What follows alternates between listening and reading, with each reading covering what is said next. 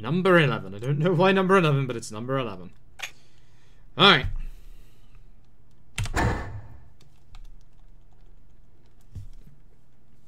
Can you imagine if he just, like, has a chance of soft-locking every time you skip a cutscene? That'd be bad, the amount of cutscenes there are in this game. It's that punching game about the punching. Yes.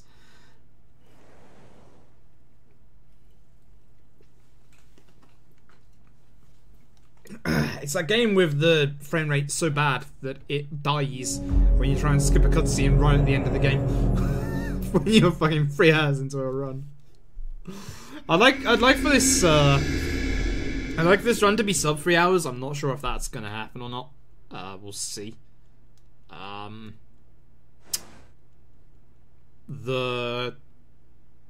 pick up the laser during the finale, I think. I don't need it before then. Batman, I don't know if I can use the laser against him while he's in the sky anyway. So there I'll just have to hope that I can get the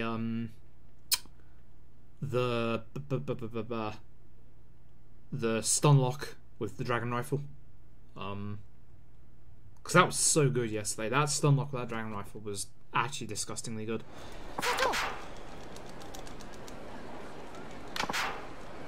Alright, so obviously Akiyama. No. Bob, stop. Bob, stop. Shut up, Bob. We know we did all the side stories. Shut up, Bob.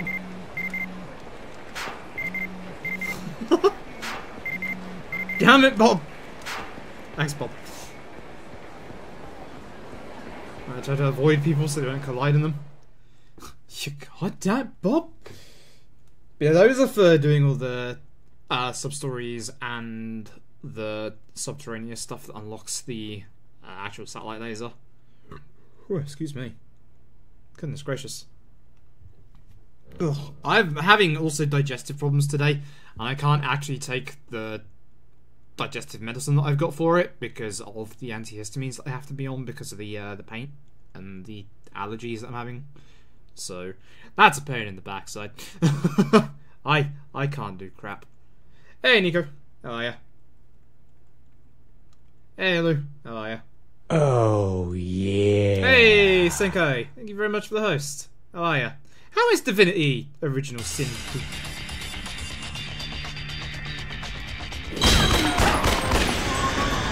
Good stuff. Right, so let me sum up what's going on real quick, because we're skipping a lot of cutscenes. Basically, you start the game off as Akiyama from Yakuza 4. Timeline-wise, quotation marks, timeline, this is non-canon. Gosh darn, spin-offs. Timeline-wise, it takes place after Yakuza 4. You start with Akiyama. He's going on a collection round with Hana, and we see a cutscene of a man in a baseball cap go into a Tojo Yakuza office over there. He bites somebody who turns into a zombie. They jump out the window. They drop a pistol in front of us, then they bite some cops, and they bite some people, and now zombies are happening. That's pretty much the story so far. Zombies are happening. Because it's 2012, and in our spin-off we need to have a third-person zombie shooter. Because why not?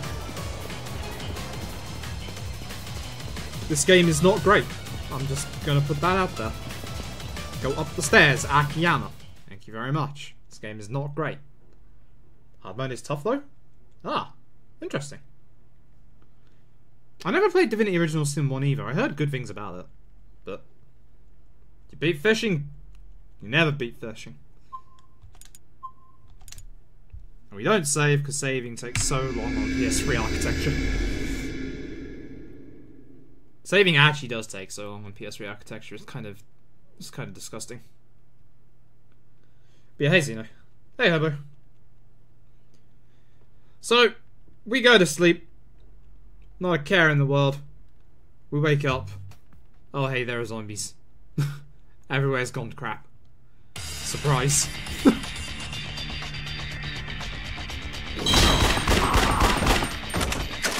You don't reload between scenes. You don't reload when changing guns. You have to reload manually.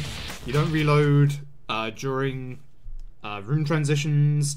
So you have to remember to manually reload at certain points. Any percent, it's a bit more important. With New Game Plus, I've got Akiyama's best weapons so that things don't take half as long.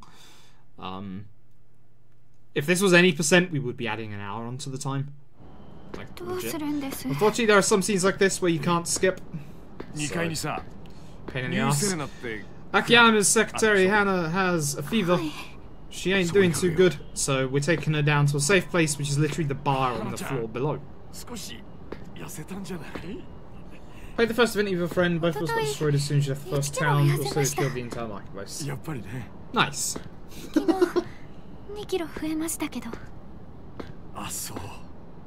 The nice thing about New Game Plus as well is that we actually skip a lot of tutorials. We'd still be on chapter 1 if we were on any percent.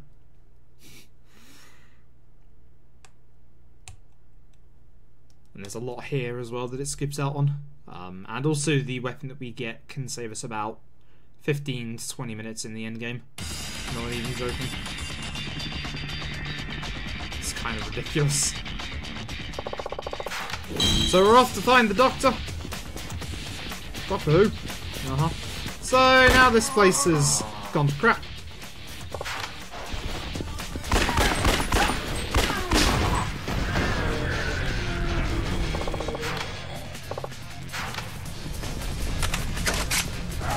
So now we're going to run through this building.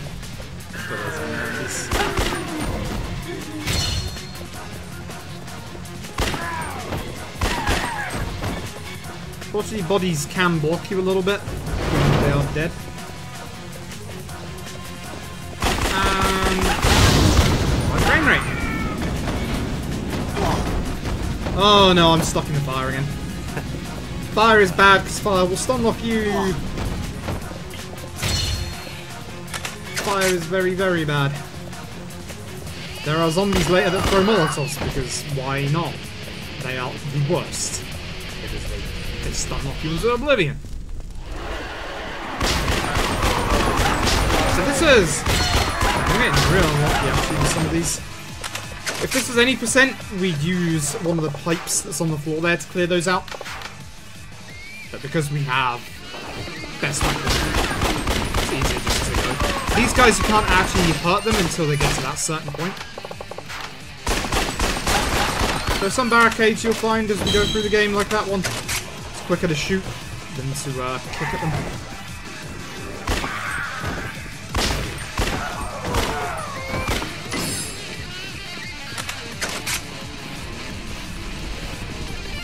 Here again is another tutorial bit. Usually you'd have to use a heat action on that car, but that takes up like 30 seconds. And also kills the frame rate some more, because why wouldn't it? This is a good game. It doesn't have a good frame rate. There's a lot of loading screens, especially near the start. So now we meet a lovely Yakuza who goes by the name of, I believe, Nagahama. Yep, Nagahama. Yep. He's talking about how the zombies are now crawling all over the place. He wants us to give him his gun. We say no, because why would we? He tells us where we can get more guns. If this is any percent, you actually only have a singular pistol, and it's a really bad one. But because of New Game Plus, we already have our starting pistols, but upgraded to as far as you can upgrade them.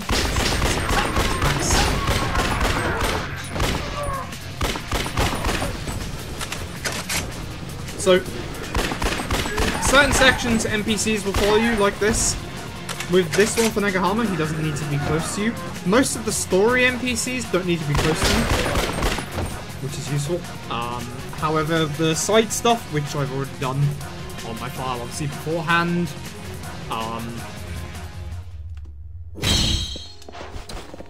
they... I've done.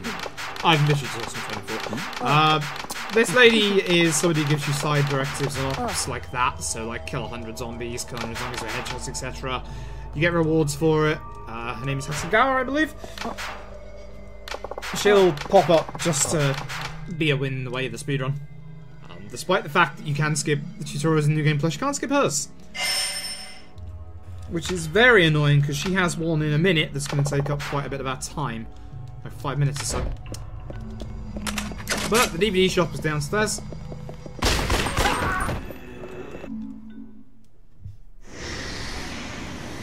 Yeah, Piper Story's in ruins, everything's in ruins. 211 isn't good. I got caught quite a few times, unfortunately. It usually asks you if you want to save after... Usually at the end of every chapter, but in this game it also asks you when you complete, like, little skirmishes like that.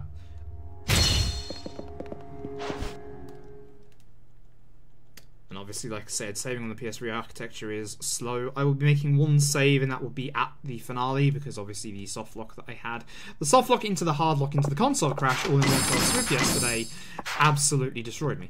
So I'll be making a safety save at the finale, just in case it happens again. So now Nagahama says, hey, we can get out of the quarantine zone. And there were some other people there who also wanted guns, like, yeah.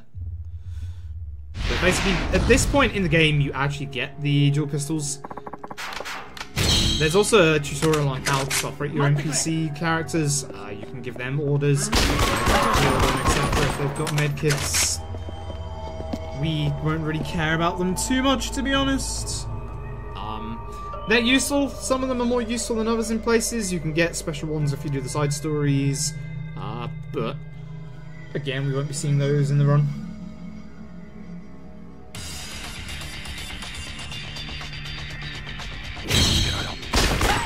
So now we have to go back to the route we took. Yeah. Again, we skip a tutorial here.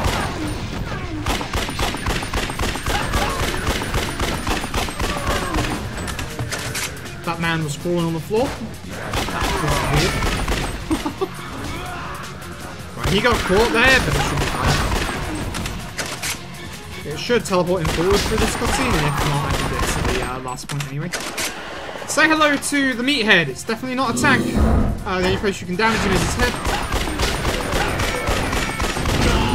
That is very bad luck, actually. That thing on the right is a load of ammo boxes. Oh, you have to kill the enemies. When you upgrade your weapons, you can damage them in other places other than the head. But for the start of the game, you can only damage them in the head. Everybody's ultimate weapons, so Akiyama's pistols here, Management Shotgun, Goda's minigun, and Kyu's rifle, they can just hurt meatheads. This is an underground sewer entrance. It's called... Which, this one isn't called Subterranea, but there's a bunch of randomly generated dungeons called Subterranea. That are the exact same layout as this. You have to do all of them to be able to unlock the special weapon, as well as doing all the sub-stories. In total, you have to go through over 100 floors of this. The ones for that are randomly procedurally generated and are absolutely awful. You can have rooms like this that are full of explosive barrels and Molotov zombies. You want to try and not get hit by zombies who are on the ground, or throwing at you like that one did to me. It just wastes a lot of time. However, the fact that the side ones are all kind of... The fact the side ones are all random, these ones are the exact same layout. This one is the exact same layout each time. Here's not a witch. Cry, baby. She's gonna yell. Spawning some zombies. Also, zombies, when they crawl in like that or come from off-screen, are actually invulnerable. You can't actually hurt them at all until they properly come out. Thank you for the host, Sobo. It's kind of frustrating. Like, you want to be able to shoot them, but you can't until they've fully finished their animation.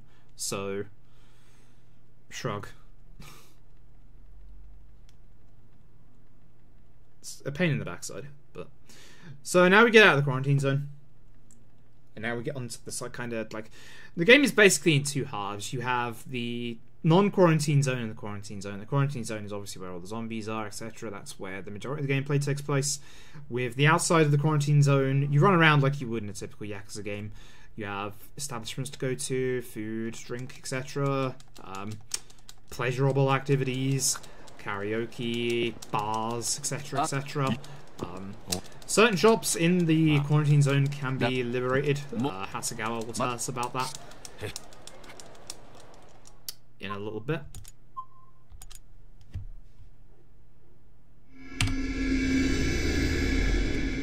Nice. Here is a pain in the backside. There's a load of tutorials that I was really hoping that New Game Plus would get rid of, but unfortunately it doesn't. So basically there's a guy on our right called Kamiyama. He's the weapon blacksmith, he modifies weapons, he lets you buy weapons, ammo, etc, etc. With Kamiyama, I was really hoping that with New Game Plus you could actually skip his stuff, because it leads directly into Hasegawa's stuff, but unfortunately you can't. His truck is right on the right here. The main story is down there. Kamiyama is right in front of us here. If you go to the main storyline, you can't actually skip him because he's down there. He is literally in two places at once. So you have to go through Kamiyama's tutorial, so it's worth just going to Kamiyama here, rather than running down to the story part, then getting a loading screen for having to teleport you back here. So he'll ask us if we want anything. We'll obviously say no because we have Kamiyama's best pistols. You get access to the hideout. The hideout allows you to save, move items, etc., store items, materials, health drinks, blah blah blah blah blah. And unfortunately, this is where the Hasegawa stuff comes in. This is where the game will teach you about how you can go to the quarantine zone, basically for like free battles and for the sub stories. Unfortunately, that's not something that we want to do in the speedrun, obviously, but unfortunately we have to do a tutorial for it, even though it's New Game Plus. It looks like you can walk away, but you can't. There is no way to get past this kind of barrier that kind of stops you and tells you to turn around. And unfortunately, the game does a very good job of keeping you in bounds. I haven't found a way to kind of like clip through this bush or something like that. There is a weird bit of movement tech. It's not usable in the actual run, unfortunately. For as good as it is keeping you in bounds, there is a way to teleport a little bit. It requires getting stuck against the wall and having a zombie kind of press up against you, and then you kind of teleport. It basically confuses the game into thinking that you're stuck, and then you kind of like push yourself out. But the trouble is, it only goes a very small length, a little further than the zombie that trapped you, and even then it's kind of like... It's very finicky to follow. It's very... You kind of have to be in a very certain situation. It works better in the subterraneous stuff, ironically enough, but because obviously we're not going to be down there, we can't actually do anything with it. And like I said, the game does a really good job of keeping you in bounds, so I haven't found like any ways to go out of bounds with it. If you can go out of bounds with it, it might actually save a fair bit of time on certain maps, like the main big map, but unfortunately not.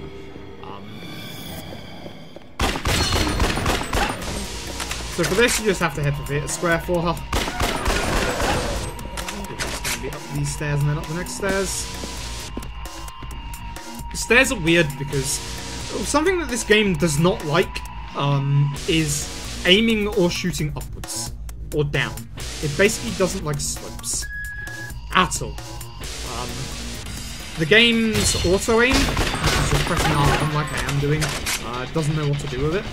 Oh, also, you'll see there, that item on the floor, that is an item in any percent that we'll be picking up. It's a set spawn for certain areas. It's a kind of anime figure where Kamiyama will buy it for 50,000, or if you get lucky and get the rare version, 150,000. For any percent, that's obviously very, very useful.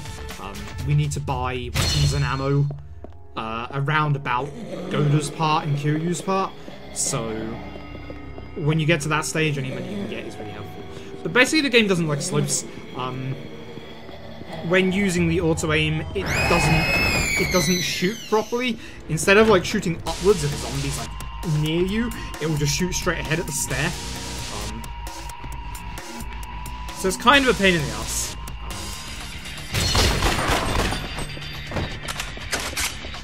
Got lucky there. So zombies can spawn anywhere in 3 battles at like the vents or the doorways here, like that. That's actually okay because he pushed me a bit. I got lucky because usually they fall out of the vent on the way out, and even when they're doing the animation of falling out of the vent, it counts as their kind of hitbox being on the ground, even though you can't actually kill them. So it just kind of creates this little barricade that stops you for like a second or two. So it's kind of, I got kind of lucky for it not to spawn. And then I got kind of lucky for the one in the doorway not to block me. So I'll take that. So the reason why Premium Adventure New Game Plus is so that we have better weapons, so that things are like half as long. Zombies die, as you can see, mostly in one hit. Some of the bigger zombies take a bit more. Asagawa here is going to tell you about, with that email, just tell you about the places in the quarantine zone that you can kind of liberate. By going in, doing a quick fight, and then you can gain access to that property. So like the Club Sega that's in there right now, it has a UFO catcher, 2 games called Boxelios, which you can play. The Yakuza series has a lot of playable minigames in them. For example, Yakuza 5 has a full version of Virtua Fighter 2 in its entirety. It's pretty cool. Yakuza 0 being set in the 80s has games for its era. Space Harrier, Super Hang-On, stuff like that. It's really cool. But now we can finally go to Dokimoto's and get the medicine for Hannah.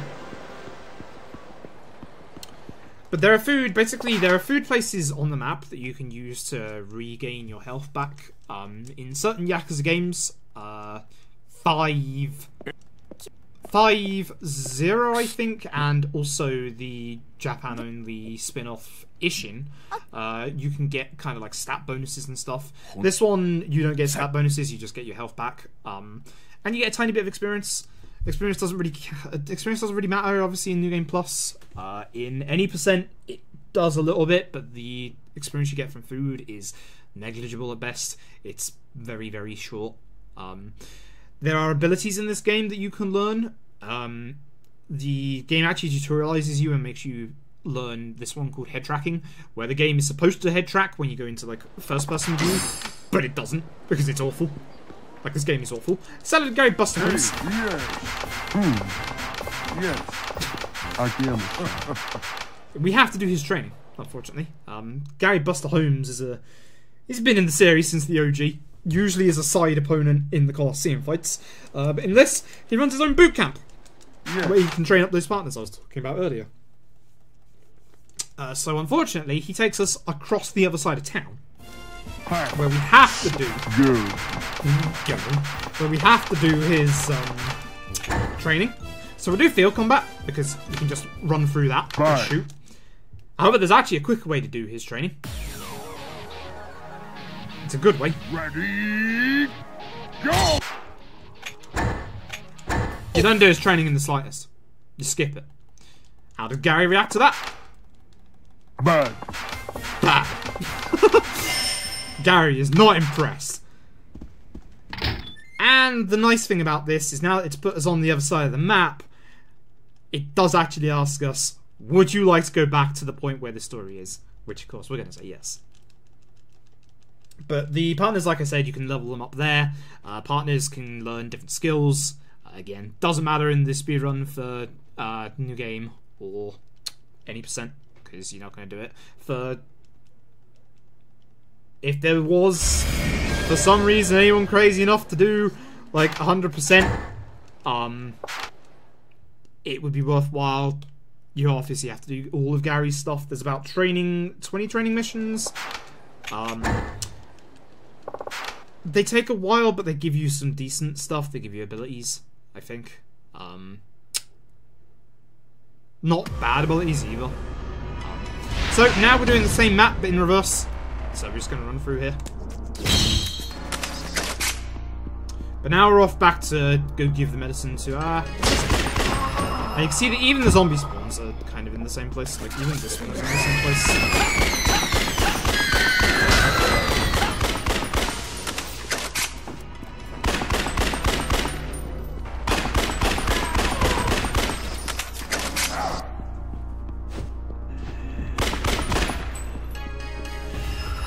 usually some of them are different. Oh, this meathead hasn't seen me. Usually that meathead sees you and then walks to the left so you can just walk past. This one's in the way, but he's not. Which is fine.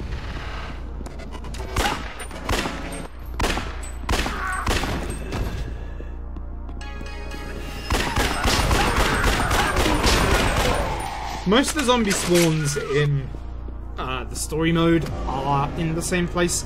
You obviously have some that are a little different.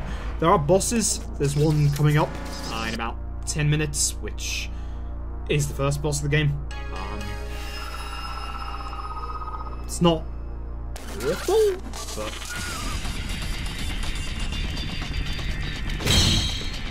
yeah, you'll see. You'll see. When aiming down the sights with L2, you actually fire a lot faster than by this. But obviously you stop to fire when you do that, and also the sensitivity and controls are awful, which is why one of the abilities is head tracking. It's supposed to alleviate the fact that some of the aiming is crap, but it's not good. As far as abilities go, I don't have all of them in the game. It's not max level. But we've got the important ones, which are basically head tracking, which you have to run. If you're doing any percent, you want to grab that bike and hit her if she's there. Sometimes, if you're lucky, she will actually spawn in the back of that little lot, which is a lot better because then you can just like run in there without having the problems of obviously having to run into her or the objects that can get pushed into you. No zombies spawn in front of you, etc. She won't get the time to actually spawn any. But the abilities that we've got head tracking, which I'll show off kind of now. Basically, there's these two here who are in the bar. The bar's all messed up now. You can see how much faster that is.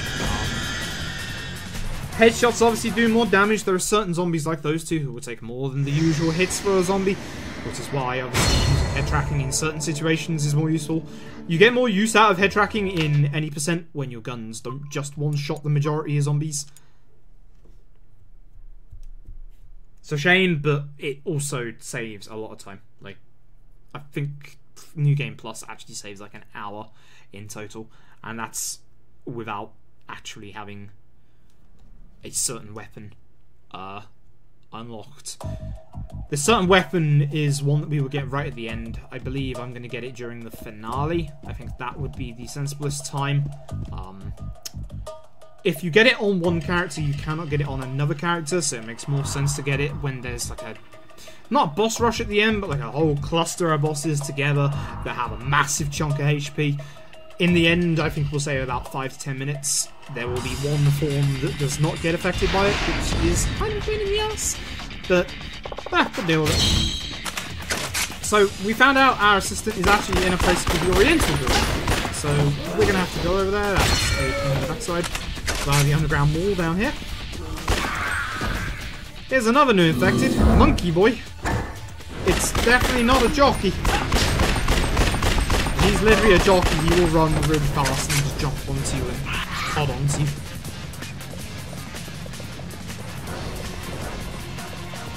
This game definitely wasn't ripping off Left 4 Dead or anything.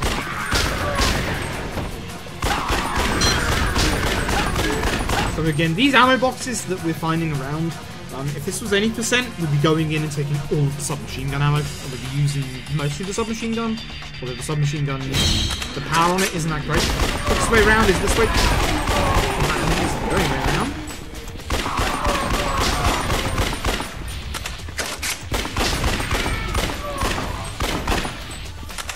I'm gonna go over here. There is what is supposed to be a mandatory turret tutorial. But what you can actually do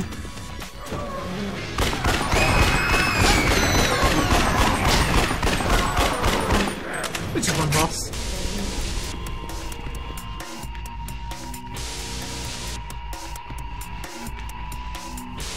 Pretty useful.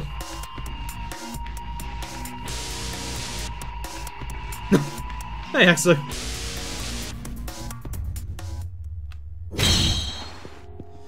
So now we're in the sewers. Again, strats differ a little bit per any percent and game. There is a Molotov on this bridge, which you would use to lob into that big crowd of zombies. But we're just gonna plow right through with these pistols. And we got lucky because sometimes you can get a few enemies on the left-hand side which slow you down. And you can see there, just fires towards the stairs. I actually saw I picked up an item there. It's high density polymer, which is actually a crafting material. Like I said, you can modify your guns to make them better, etc. You have to find blueprints. Obviously, the benefit of having New Game Plus is having some of the best weapons in the game.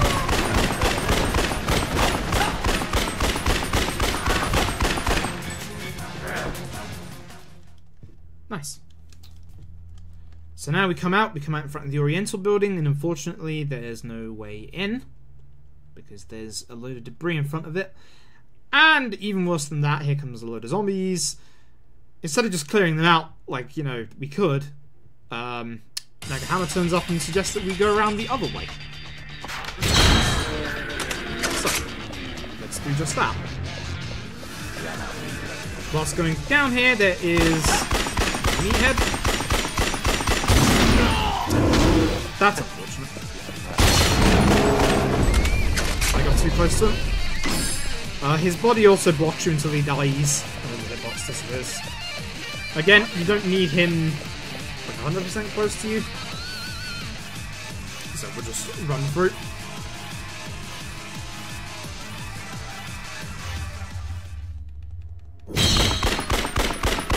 So you can see that certain objects have been moved around, so we have to take a different route for him.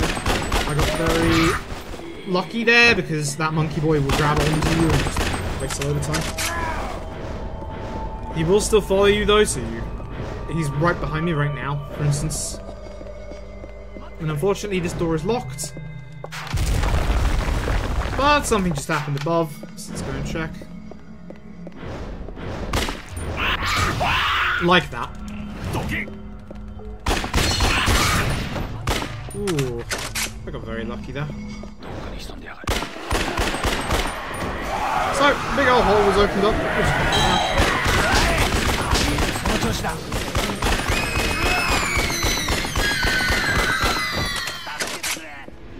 Nagahama getting caught here is not ideal because I'm going to need him with a fair amount of HP in case something goes wrong down here.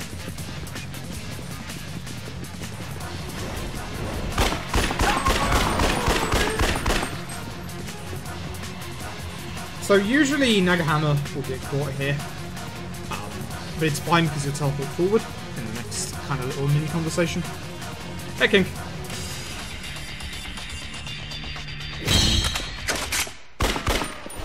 That guy will usually catch him. I'm going to tell him to back me up so that he follows me here. You don't want him going to the left or firing at zombies. You want to try and go to the right because you just basically get past a whole group of zombies.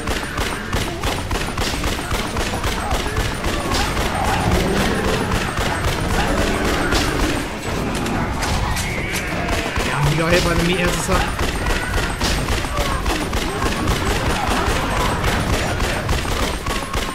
Good.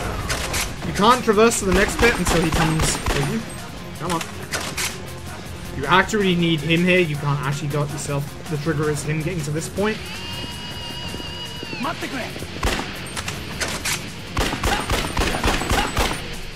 And then he just walks. Because that's useful, apparently. Sorry, run back time. Now with 50% less salt. No, more salt. Want to get into SMT, what would you recommend? Nocturne. Nocturne on the PS3 is a PS2 classic. If that is an option for you. That's if you want mainline. I wouldn't recommend 4 straight away. I'm personally not a fan of 4 because it's handheld. If you like handheld JRPGs, by all means go into 4. But not for me. Nocturne is, without a shadow of a doubt, one of the best SMTs. It's so amazing. Minus 50% more salt, huh? Yeah, you phrase that the exact same way, buddy. I know your ways.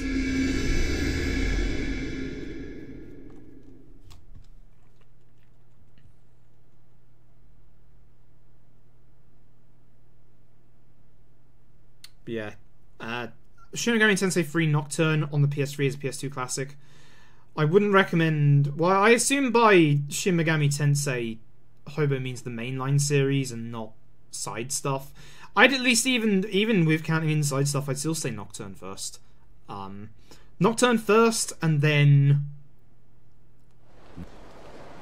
Digital Devil Saga. Digital Devil Saga 1. Also available as a PS2 classic on PS3. At least on the US store. I can't remember if they added it to the EU store. I think they did.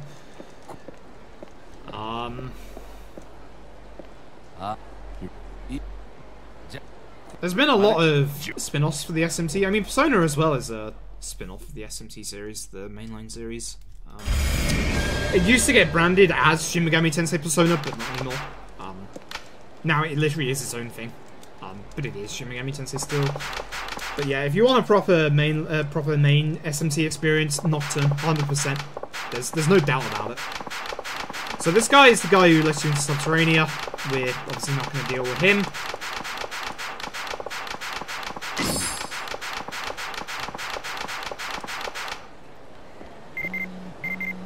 The scout's going to tell us about more places. But we're just going to go.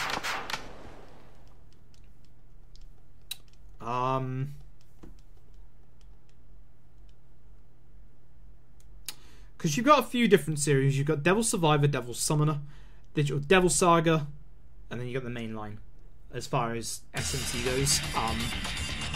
And then you've also got like one-off games like Soul Hackers. So I would recommend Nocturne. Nocturne, and if you like it and have a 3DS, you could try for.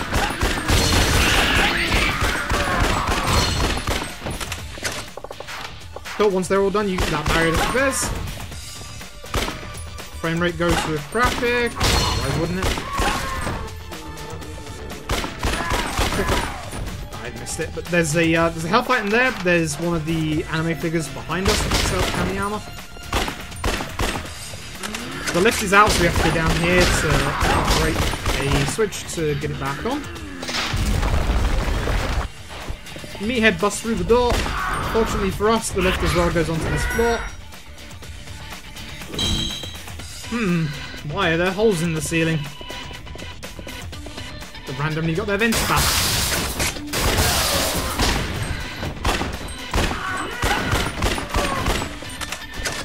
So, with them dead, the lift will reach its position.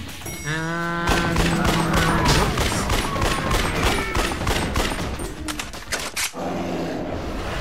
you have to clear everybody out here before the next pathway opens up.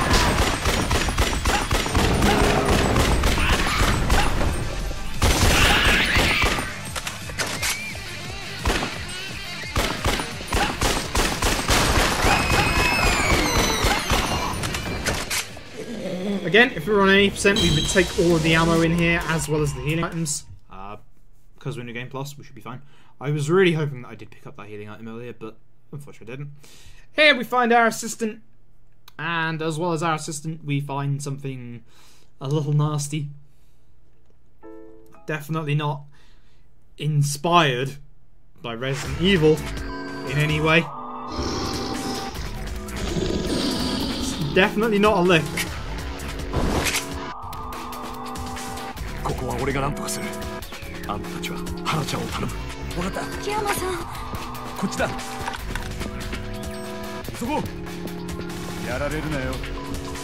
So this thing starts off pretty aggressive, so I'm just gonna walk back a bit while firing. This is the first of the prototypes to find in the game, the Aharabaki prototype. Not a lift. I didn't even try and move.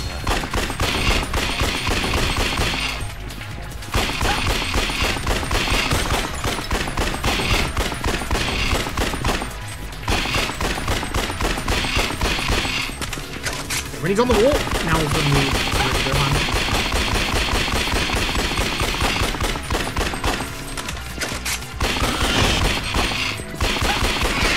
Where you find the weak spot? I bet you'll never guess. We're just hitting. It's a shame. Oh no, we triggered his ceiling phase. So because I didn't do enough damage onto his weak spot there, he's now going to go into the ceiling and try and kill us. A bit of a time waste, unfortunately. But he does pop his head out. and full.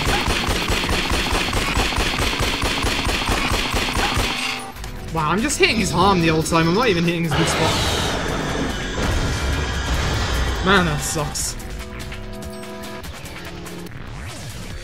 That was an absolutely awful fight. If you hit him in his weak spot there, you can not stunlock him, but you can keep him down long enough that he doesn't go up into the ceiling like that. And also that fight can go about 20 seconds faster.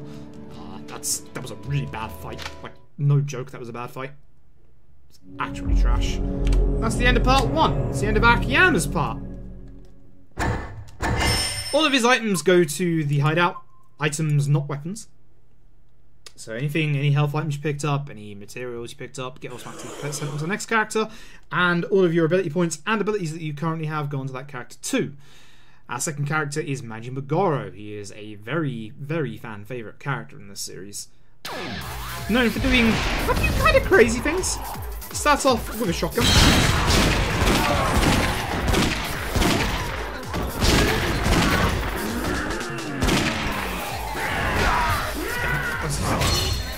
Let's kill the jumpers on the floor first.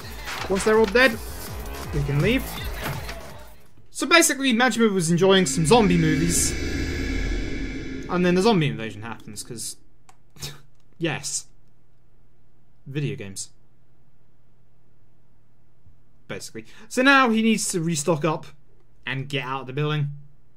We're in the Millennium Tower right now, which is the big tower in the middle of the map.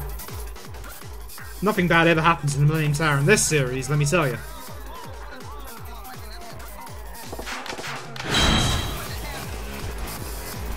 That's a rare zombie that has materials. They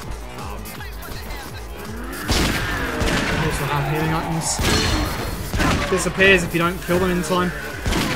This door is locked now, but it won't be locked in a minute. So we need to get to the storage room on the floor above, which we're going to do. So, Majima's main weapon, obviously, is a shotgun, and it takes ammo. So we will be using quite a few of the same strats that we do in 80%, where we're going to have to resupply in these boxes.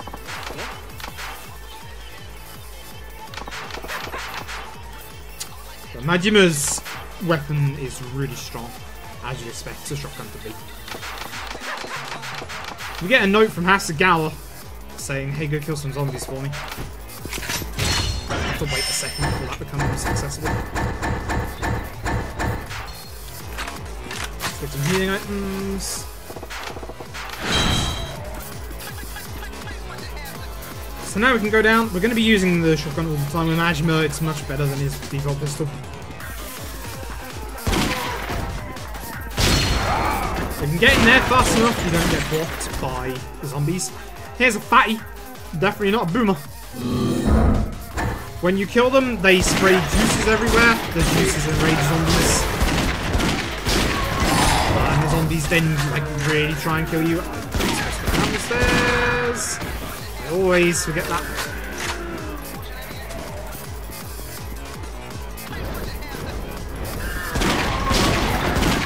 Majima's shotgun can take down and stunlock monkey boys, which is nice. In certain places in this run, I will be shooting or not shooting to try and save the frame rate. Because the frame rate in this game, as you've probably already seen, isn't good. So we're going to call the lift. It takes a little while, so what you have to do is kill all the enemies here.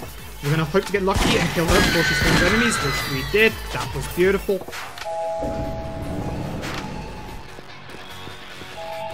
That was very beautiful. If you take too long, she will spawn enemies, and then you have to kill all the enemies and her. And obviously, because it's a crybaby, she keeps spawning enemies, so obviously you want to aim for her first. With an upgraded Majima weapon, you can actually take her out before she even spawns any enemies. So, that's nice. Now, dubstep intensifies. Yeah, it's a simple kill all the enemies.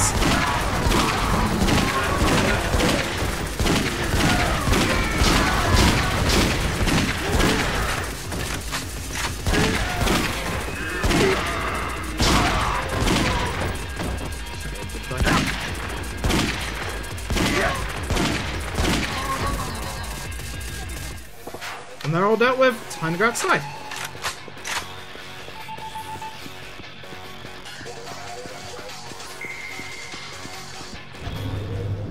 Majima's chapter, I believe, is the shortest in the game. Chapters are the shortest in the game. They're kind of no-nonsense as well. They're really nice. This one isn't over just yet. We have one little fight to do. Majima needs to get out of the quarantine zone. Basically, Majima's in charge of a section called Kamurocho Hills in this place. He's basically the one who did its development. Like, it's been a long ongoing thing in the entire series. Finally opened up, and oh hey, guess what, zombies are attacking us. You know. But the 6th chairman of the Tojo clan is actually in there, so we have to go and save his backside. So here's a mini-bus full of people. This mini-bus full of people gets thrown about a little bit by this big fella. This rather large fella. In any percent, there's a tank on the right-hand side where it's a little quicker to use that. You can stun lock him for a while. However, in this, our weapon is not good enough. It's pretty fast to get in his weak spot. The on-rack prototype, you can see that he has a lot of rocks on him as armor. So what we're going to do is finish it.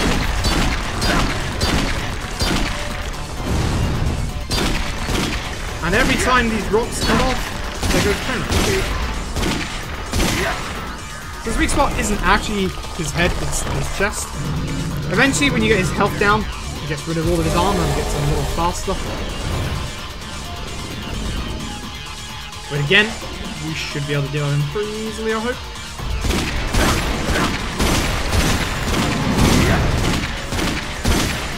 We got a little unlucky in that he used a throwing attack instead of trying to punch us, so that he moved his weak spot right over. These prototypes are a pain in the backside because of their armor and because of the fact that they just destroy the frame rate. Like, any version of them destroys the frame rate. Like, as soon as you break a tiny piece of armor off them, frame rate gone. Single digits. Why? Who knows? It's kind of weird. This game has very bad frame rate problems.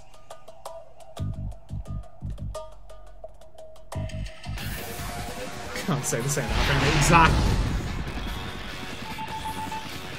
So, now we head northwest to get out of here. We're going to be picking up some ammo in this truck on the right, and that should be the last ammo pickup we need for Majima, for the whole of his stuff.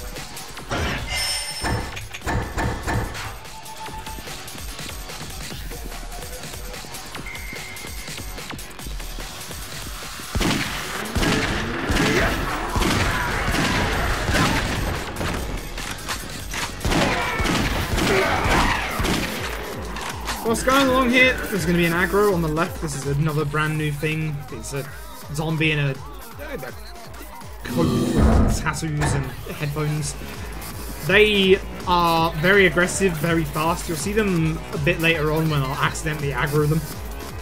I'm not intended. There's a section later on where there's a few of them and you don't want to aggro them, but I always manage to. But basically, they will chase you across the map and they are fast. A zombie appeared out of thin air. Okay. There are no zombies here for once. Neat.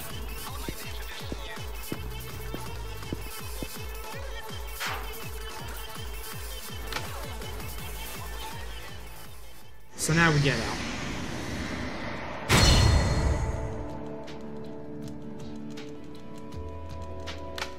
Definitely a little slow because of the prototype. But it's fine. So this is the chapter where Molotov zombies appear. They are the worst. They're not too bad in the story. They'll pop up in a few places, annoyingly. But in the Subterranea, they are awful. Like, legit bad game design. Why zombies are throwing Molotovs anyway, I don't know. No one said this was a good game. I don't know why I'm speedrunning it, to be honest. I'm going to be honest, I have no idea what I'm doing in my life right now.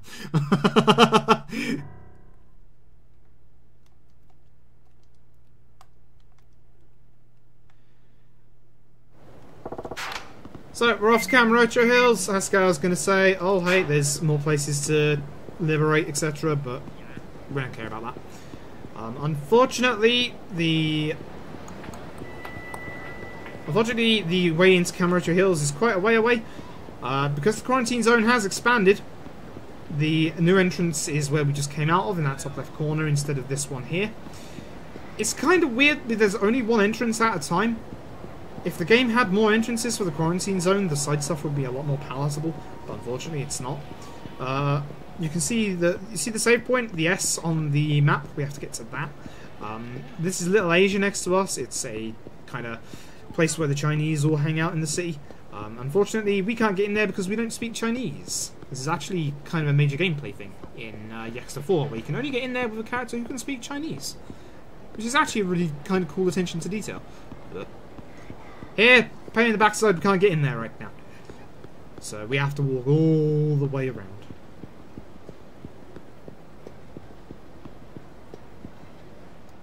And once we're almost at the entrance to the Champion District on the right, there'll be a cutscene where we'll go into the next quarantine zone. Basically, there's a short cutscene where the zombies are amassing around here and starting to spread out, so they wall the place off, and of course, Majima being Majima decides to go inside.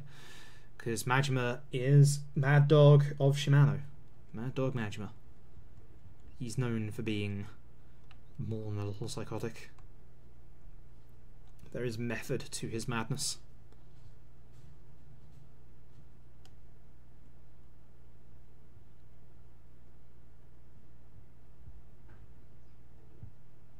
So our first Molotov zombies are going to be on the left in a second. Again, we can just walk past most of the stuff.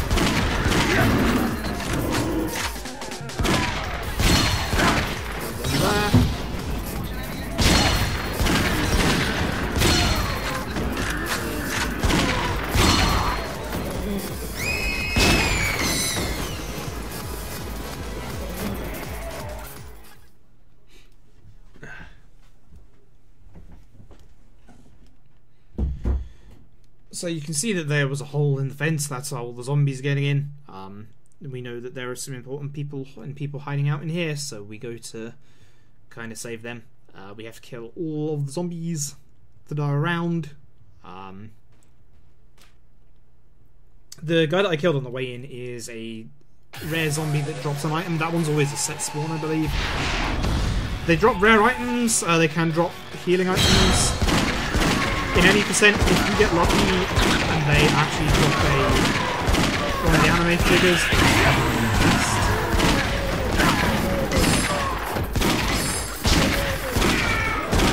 you want to get reasonably close so that you actually kill the zombies and the spread doesn't kind of like make the zombies like fall off and go like far away.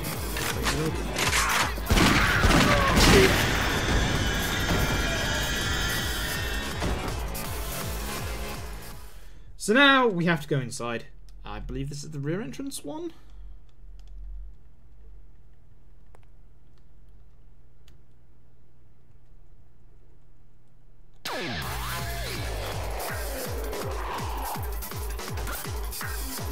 It is. So now we have to head for the rear entrance.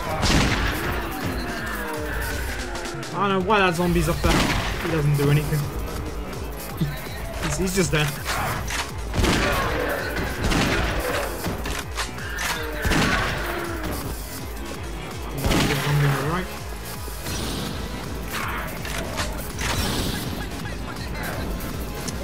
Again, you can just run past everything here, which is nice.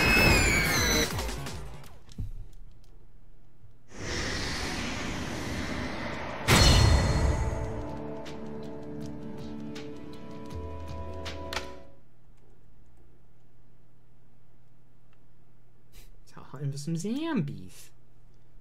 Zombies. What? What?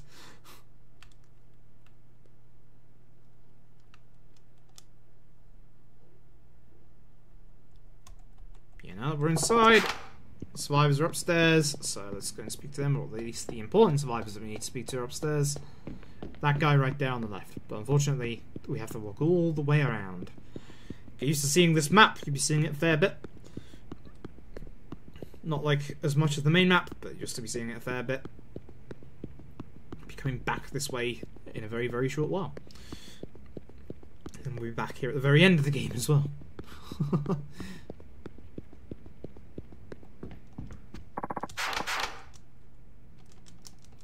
So, time for more dialogue. And randomly... Oh, hey, here's 6th Chairman. Hey, Daigo. How you doing? Daigo is an important character in the series, but he's just like, oh, hey, I'm here. They think that this is a... They think the zombie invasion is perpetrated by the Omi. They have a picture of Ryuji Goda and a guy called Nikaido. They are... Or at least, Ryuji Goda was a high-ranking Omi member. Nikaido was his kind of lieutenant, but Goda isn't in the Omi anymore. Nikaido is.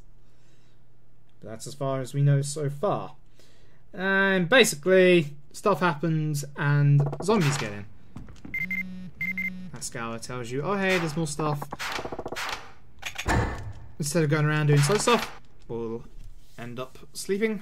You can go back and go out through the entrance and go to the quarantine zone. But basically zombies get in and it's up to us to defend the place. Unfortunately there's no quick way to do this next bit. If I will probably use the pistol for the very, very short time here. Every character has an infinite ammo pistol. Majima's and Goda's are the same. Akiyama's obviously is a special weapon, so this is different. So, there's baby. Chapter's baby rage. You don't have to clear out all the zombies. I'm going to tell Daigo to attack so that he takes out zombies though. Let's switch it up a little bit.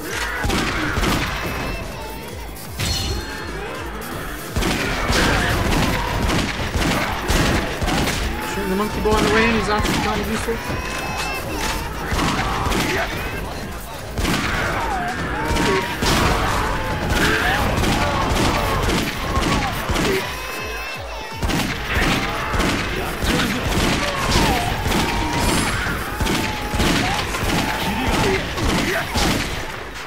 Now that you've thinned everything out, you can now go to the door. You can't go to the door until you've killed like a load of zombies around the door. I think it's the set ones that are already spawned here and the ones that kind of just climb up the railing next to it whilst you're there. So that was actually pretty decent. Wasn't too delayed. Now we have to kill all the enemies here. Again, I'm going to get close so I can stun lock the monkey boy, for instance, and also not spread the enemies out. Again, we're going to tell Tiger to attack. When they're crawling like that, they're not dead, but they are going to die. When they're on their backs, mostly they use he's still alive, not always.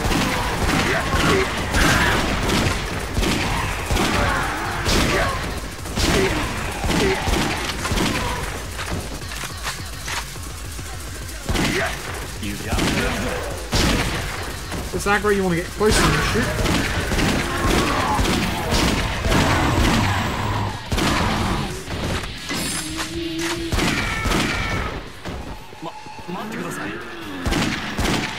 Cool. And because we're right next to the entrance, we get sucked outside. So now comes a silly bit. Very, very silly bit. Now, because the zombies are breaking in, we are going to have to build a barricade to protect those people. So, whilst Daigo builds the barricade, we're going to protect him. This bit is not hard at all, in the slightest. There are infinite zombie spawns, so you can't end this fast, unfortunately, by killing every single zombie. So what we're going to do is we're going to stand near the top. I'm just going to kill some zombies. I'm going to switch to my pistol for this, because this is a bit silly. You can shoot the barricade.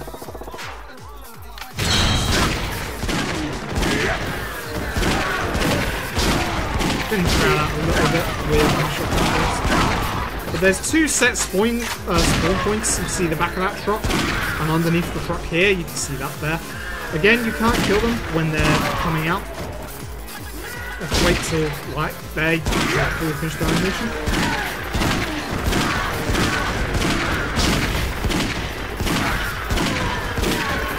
I'm not blowing up barrels or anything because I obviously don't want the frame rate to go. You can see that the barricade's lost a little bit of health because of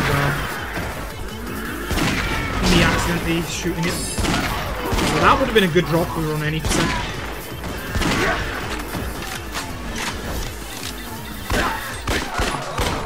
So here you can see the head cracking, quote unquote.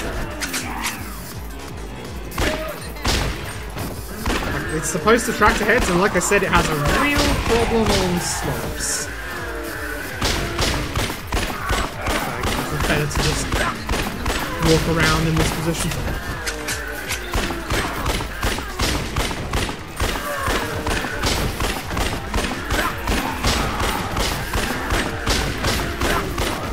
Not shooting barrels or using the action frame rate.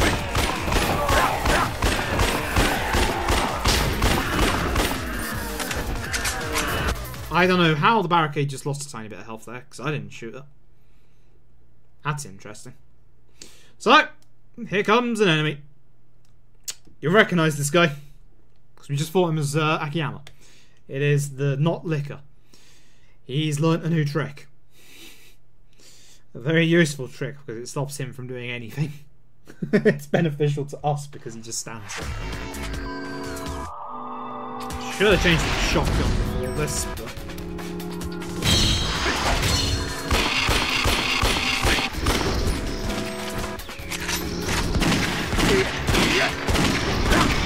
There's his new trick. This guy's invincible. Why, where is he? I have no idea.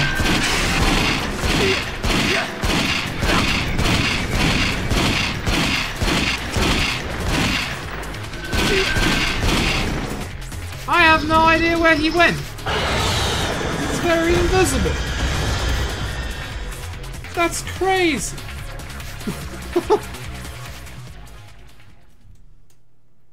And bad news, Majima gets bit.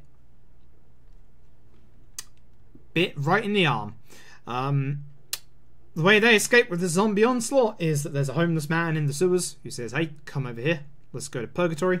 Purgatory is a place that's been heavily featured in the Yakuza series as well. I'm going to grab some ammo here, I think, if I'm like at 300 or less.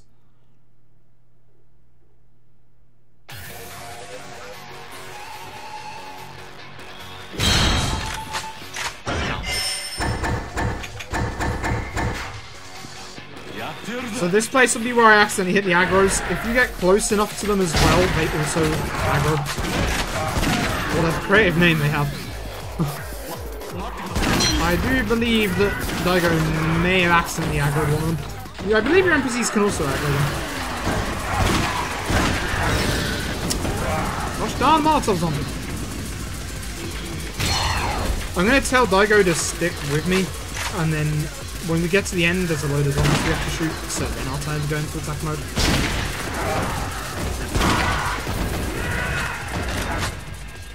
Which are coming up here.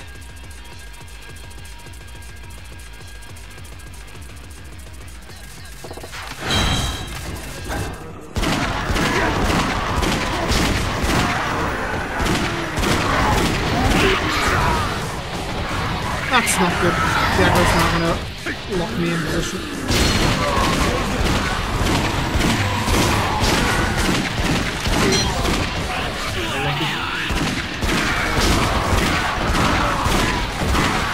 You ever see the explanation with quotation marks like that? That means they are being grabbed.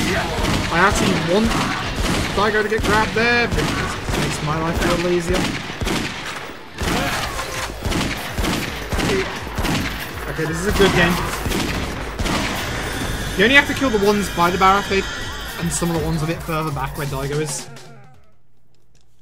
See how amazing that aim was?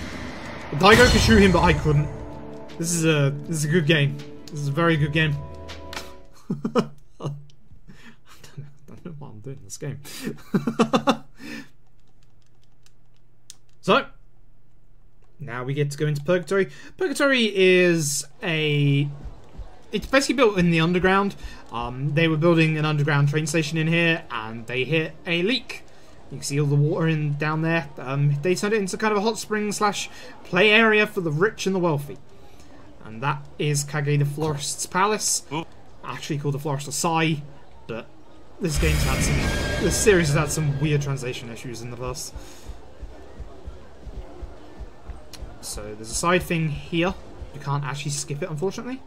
So I went on the right-hand side specifically so I could get past more of the awkward NPCs. He's selling zombie serum. That side story is a scam. That's zombie serum. So I'm going down specific routes so not to walk into NPCs and get blocked.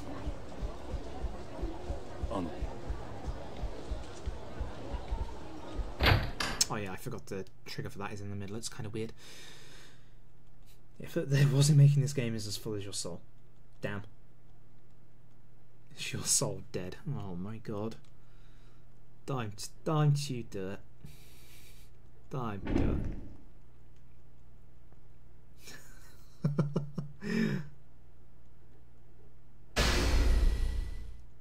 Some more cutscene skips.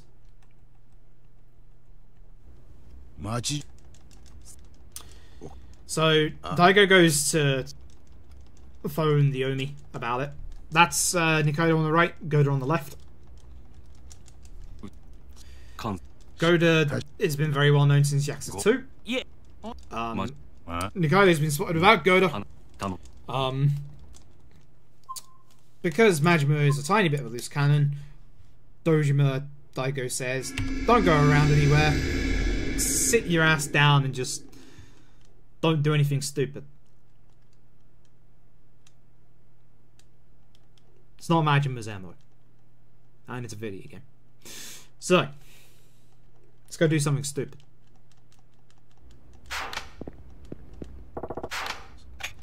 So we're gonna leave. And on the way out, we're gonna have a cutscene because, ironically enough, here's Akiyama. So Akiyama says, you know, why don't we go play some baseball, dude? And like Majima's like, I can't go play baseball where Nikaido is. Fuck you, what the hell? Let's go play baseball. So the game again then gives you your, oh hey, this is the end of your character's chapter bit. Make sure you're ready before you do this. Of course we're ready to do this, so off we go.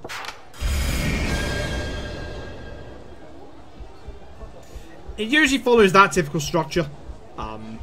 The game will tell you, oh hey, if you have anything left to do, do it now. So we're going to go through the sewers. This place was introduced in Yakuza 4. This here is a fishing spot. I don't know why you'd want to fish in water that looks like that, but by all means, you can catch a variety of things from it. Goodness gracious. So we're going to appear in Children's Park, which is actually the park in the west. Kamurocho Hills is in West Park, which is actually the park in the northeast. Why is it called West Park? Because it was an error. Not in the translation. In the actual place, it is an error. Nobody bothered to look at a map until after it was named and finished. So everybody just called it West Park. It's good stuff. Great stuff. Let's go play some baseball.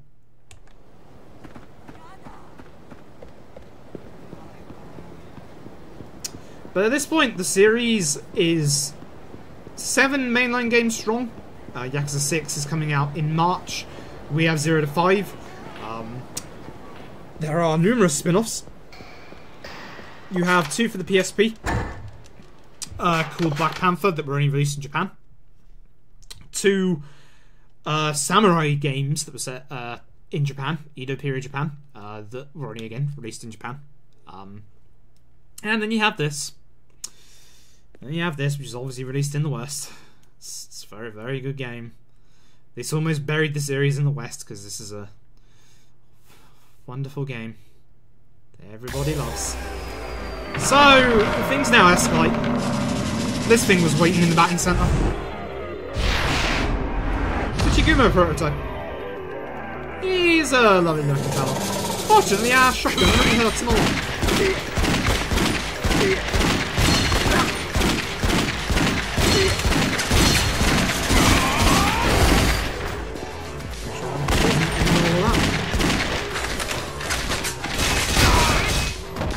Again, aiming is a lot faster than just...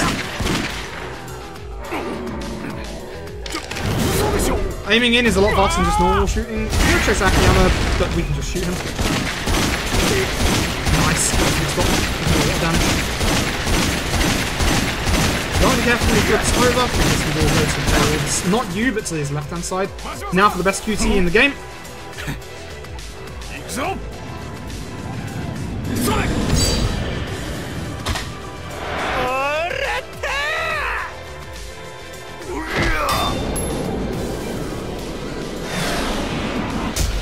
Gotta do some baseball in the baseball batting center.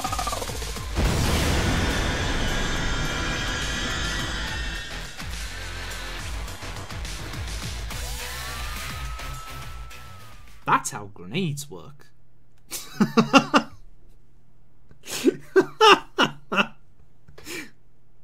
That's one of the best QTEs in this game. It's so dumb. That's what this series is known for. It's just, it's over the topness. Like, it's brilliant over the topness. 98% accuracy. Okay.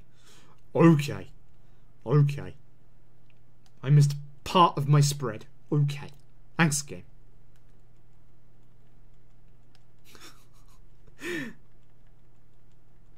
So we've got a fair few cutscenes to skip here, and then we're going to be in part 3.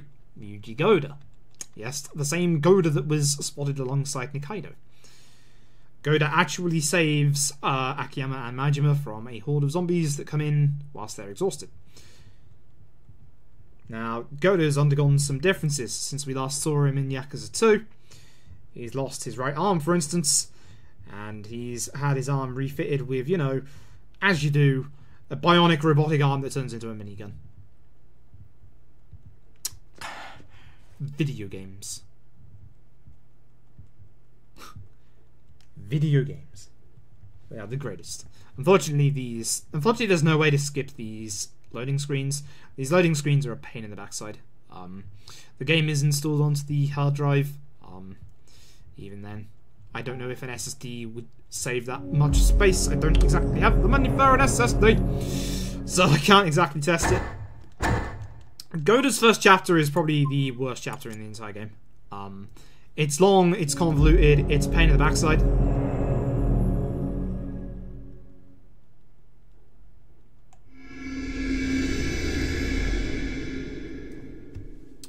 Again, obviously his minigun arm is going to take up ammo, so we're going to be getting a lot of ammo for him.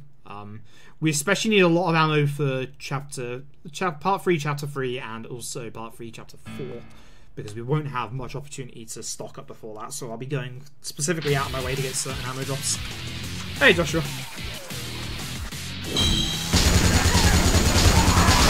Go again. Just fire away.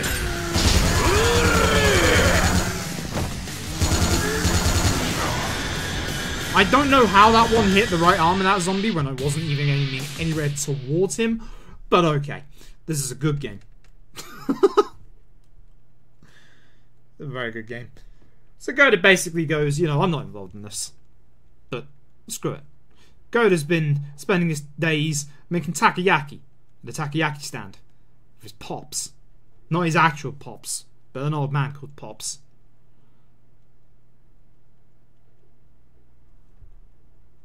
He's gone missing in the old zombie invasion, because, you know, zombies and all that.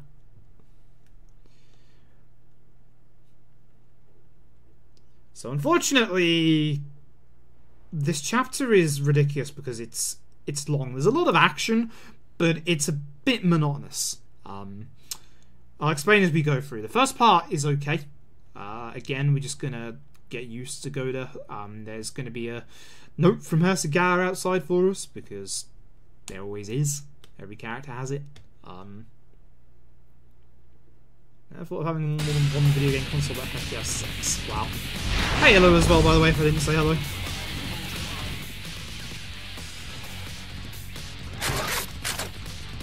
There you go. Minigun arm. It's the greatest thing. Who wouldn't?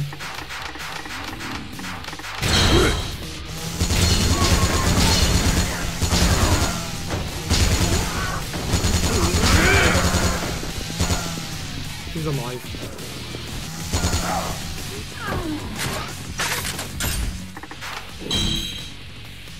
So there's a dude on the right that needs some help. Unfortunately, you can't just ignore him and run off.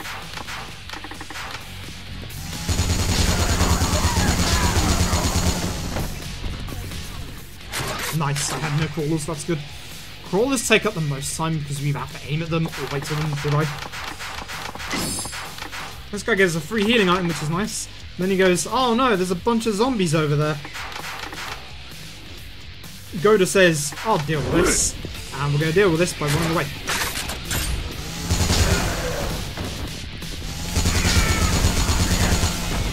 So Goda's arm does tank the frame rate a little bit. But so does all the zombies. It is best to take care of them, especially if they're in the way.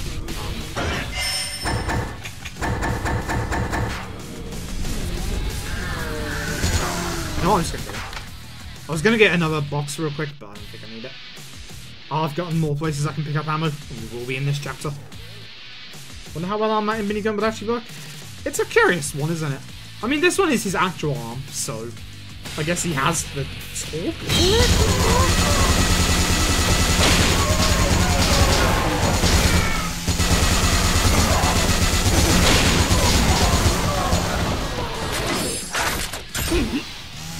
I don't know how I got hit by that zombie, but okie dokie. So he basically knows that this is Nikaido's office. He's come here to either find him or get some answers. There are certain zombies in here that take a little more damage to kill. Also, the zombies outside still cause damage indicators on the bottom of the screen. So it's kind of a pain in the backside. You think there's a zombie behind you? There's not. So he finds a map in here of where the zombie in the baseball hat from the start of the game has been attacking. They've all been Tojo Yakuza officers. And they're all crossed off except for one. So, obviously, we want to go and see that one. It is unfortunately outside the quarantine zone. And there is no way out currently.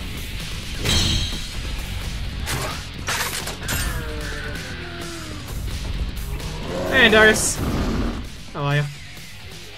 So we're gonna head out. Unfortunately, this is where the monotony of this chapter starts. So first you'll come across some SDF members. Let's shoot back some zombies. We have to save them, we can't just move ahead. Unfortunately, that's a theme of his chapter. You can't just move ahead.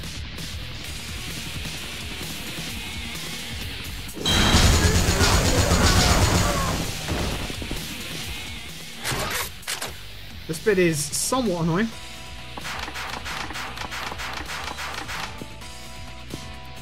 We have to protect them, but we also have to clear out all of the zombies in this next big area, Theatre Square. So off we go. I'm going to be using a certain thing to do to kill some of the bigger enemies a little quicker.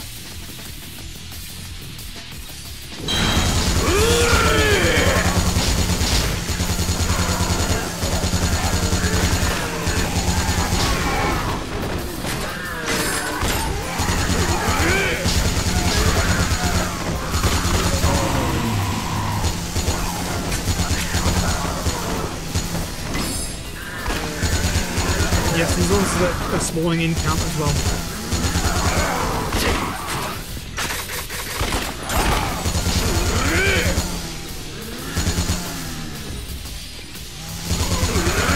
I'm gonna move on over. What I'm gonna do instead is I'm gonna pilot this. Not a little bulldozer thing. Special infected. Special dead infected. So over here, there are crybabies. Spawn zombies in.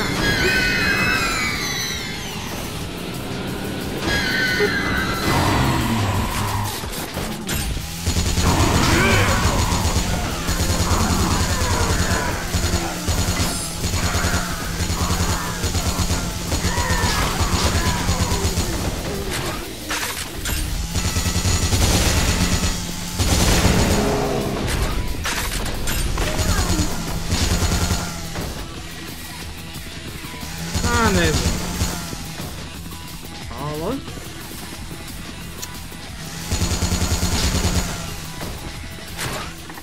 Yeah, as I said, very annoying. Very, very annoying. These bots is zombies are bumping the channel. Well, bother. Guess that's that. Fortunately, this truck now has basically any weapon that you carry, be it your primary or any secondaries you buy, have ammo for that weapon.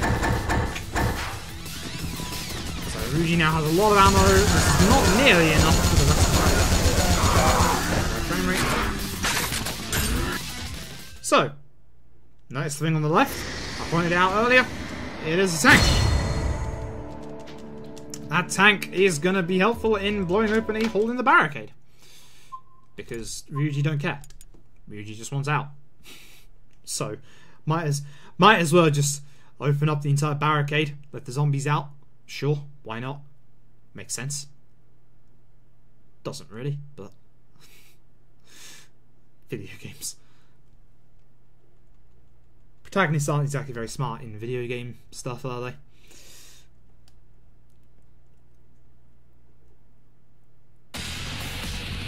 So, let's go jump in the tank. You can try and shoot out the barricade. And even though we haven't used it, there's no ammo in it. However, on the radio, we hear about a supply truck having gone down nearby. So, time to clear a path.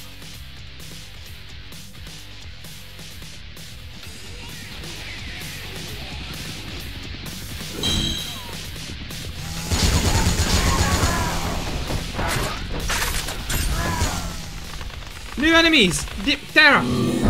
They're flying.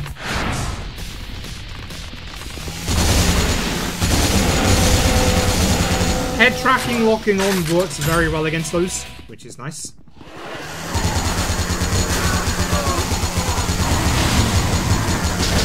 Tanking the frame rate a little bit to blow up the explosive barrels over there. These on the spawns.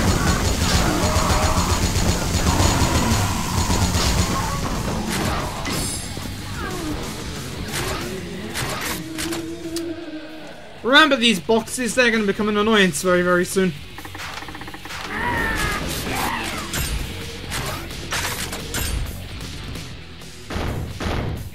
Here's another enemy, a new one, Hermit. These guys are apparently otaku who spent their lives like living in solidation and just kept building up crap and yep. Unfortunately, they always break the frame rate when you break their armor, but it's the quickest way to get rid of them. This guy is Ibuki, who was an NPC in Yakuza 4. He's trying to help people, and now we have to help people.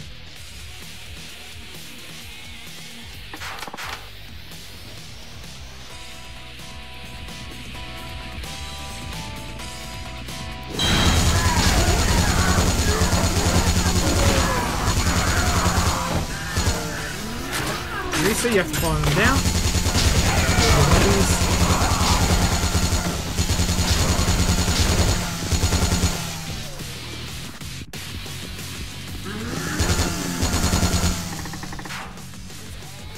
When all the zombies are dealt with, they will follow you, and you have to take them back to the guy.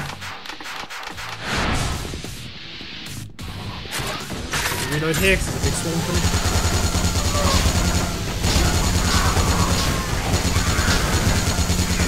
And I shot the apple.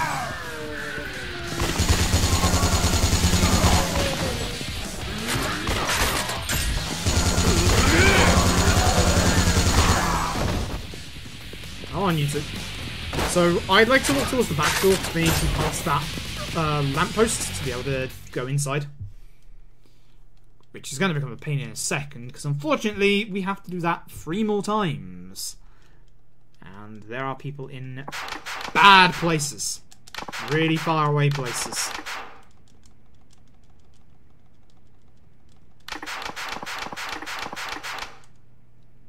Unfortunately, you can only get 1 group at a time. The game will not let you get more than 1.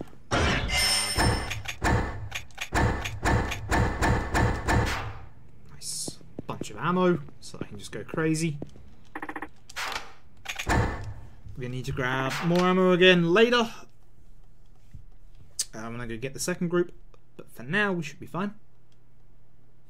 Bob is the real hero of the game. Yes, Bob Utsunomiya. B. We'll be seeing him at some point as well, actually. He is the real hero. He gives us the satellite laser. Thanks, Bob.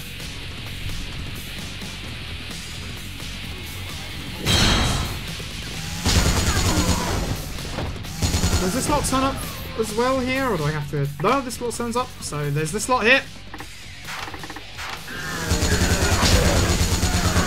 And there's a lot of zombies that spawn. Get that side down here, people.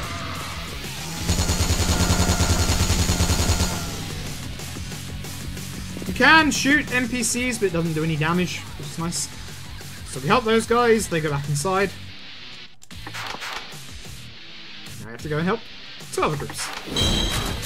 Both of them are down here. That would be a lucky drop for any percent again. I'm getting a lot of lucky any percent drops in this run.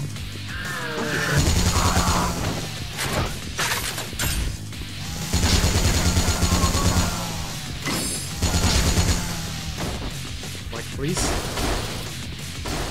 There's an ammo set up there if you need. Because whenever you like do a screen transition, like going to the HLA like we're doing with these people, any ammo spots outside get replenished. Good luck in the ride, mustard strimmer. Thank you, Digger. Thank you for the bits. How are ya? Hoping for no soft lock this time. Please don't get caught. See here. That out of my way. Trying to move stuff so that people don't get blocked on them. That is an angry down emote. Oh wow. What did I say about you people getting stuck on things? That saves those two. Alright, right now, you know that F. Coolio! Coolio. I'm hoping the run will be done within an hour and a half. Not before 1:30, that's not gonna happen. But within the next hour and 30 minutes.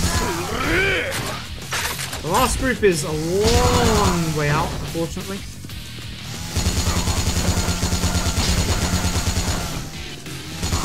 Doesn't spawn it yet.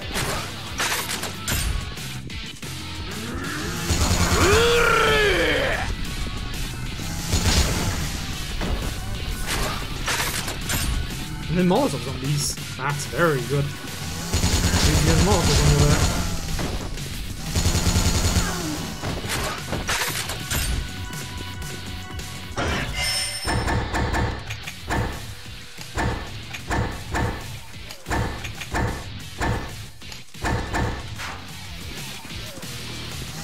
I put away some of the materials that I'm not going to need.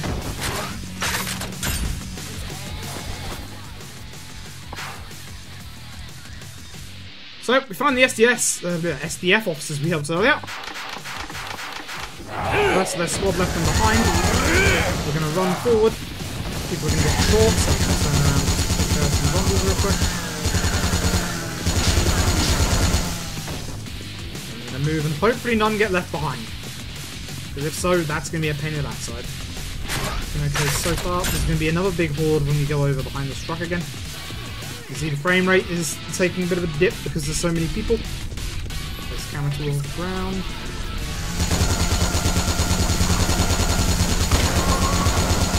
He's just going to go through scenery because that's cheating. I can't do that. What the heck? Okay.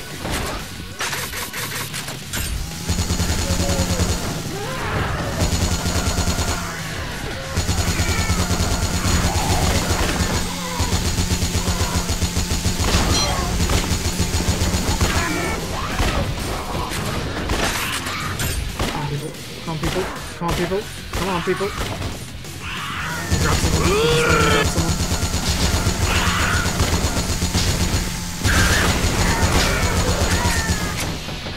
Ugh, this is awful. This is awful. Come on, people. I think he just actually... I think one of them just killed the monkey boy. Coming from that surgery. Oh, I hope it wasn't anything serious. Surgery recovery is always a pain in the backside. It's actually almost been a year to the day. A year on 3 days. Or 3 days less than a year since my hernia surgery. Man, that was a long time ago. Let's say hello back. So now we come to a very, very, very annoying bit. One of the worst puzzles in any game that I've ever seen. We now have a way to replenish the tank. Obviously tank rounds are very heavy, so we need something to get the tank round to the tank. A forklift. And it's bad. This is an awful, awful puzzle. It is very unintuitive and doesn't really tell you what to do. It doesn't tell you that you just need to get the forklift to here. It just says you need to create a path. Now, it's impossible to create a completely clear path. You can't fit the forklift through that kind of a gap, for instance. This is definitely a highlight, this bit.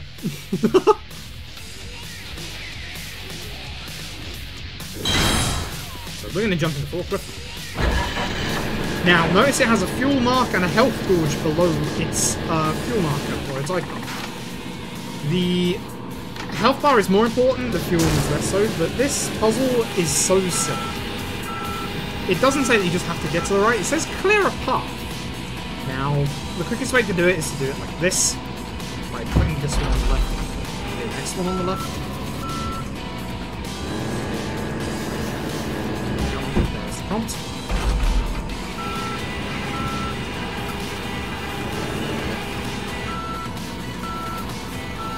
Nope. So we'll put this one on the left, and then we have a clear path. And you'll see why this is a load of crap in a second. Because this is a load of crap. And the health bar's going to come... Oh, I do not put it down. Do not put it down. I accidentally hit X. Now on top of this. Nice. Move, and our objective changes. Surgery on her knee, couldn't walk anymore with the one she had. Ouch. I'd hate to have a broken knee. I've been able to walk anymore. So you can see that every zombie we hit is taking our HP down. There's the tank rounds. Health is a valuable commodity in this bit, because even on easy, it's very easy to fail this bit. There are objects around that if you hit will take your HP down, and there are explosives as well. Just dotted all about the place. So you want to be very careful. Driving in reverse doesn't help. And it spawns a load of zombies just to get rid of health. On the hardest difficulty in the game, this bit is almost impossible if you hit anything extra other than zombies. And look! The other containers magically despawned. Also framed. That's why this puzzle is a load of crap. The containers actually despawn to give you a proper path. It is so bad. It is awful. That is bad game design. Right, now we load the tank rounds into the tank and we blow open the barricade. Hey, cool.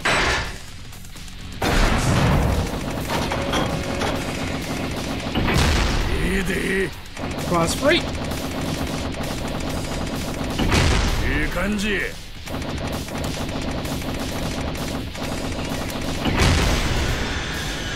that's the end of the worst chapter in the game.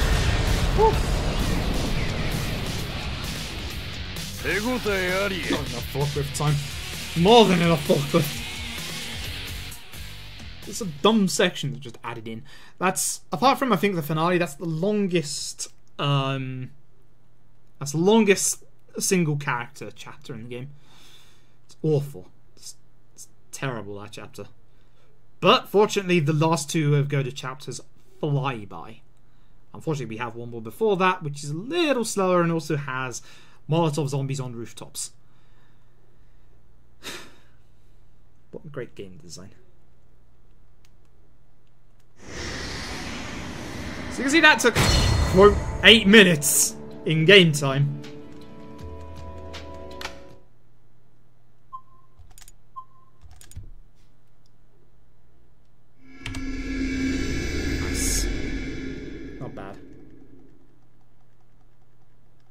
This time that I've currently got Aquila doesn't count. The game soft-locked into a hard lock, into a console crash in one fell swoop, right at the final boss. So I had to reload a save that wasn't Premium Adventure and had stuff that I didn't have that made it invalid. So that was fun. But I wanted an end time, so I just kept going with a different save. But it's like, this time alone is like about 10 minutes slower because of that. So I'm curious if I can get sub 3 hour. As Sagala says, hey, there's more places to open up. Get on it. You can see the circle on the minimap. That is a sub-story. Dead Souls, I'll praise it for one thing. It was the first game in the series to actually put sub-stories on the map. It was actually a good design decision. Holy crap. Can you believe it? So, we're going to go over to that building that was marked on Nikaido's map that hadn't been hit yet.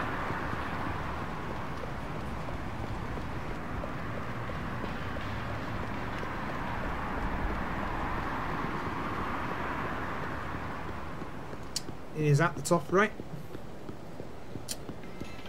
If you want to know more about Goda, he is from Yakuza 2. I don't want to say too much about him because of spoilers. And because he's in Yakuza 2, he will also be in the upcoming Yakuza Kiwami 2.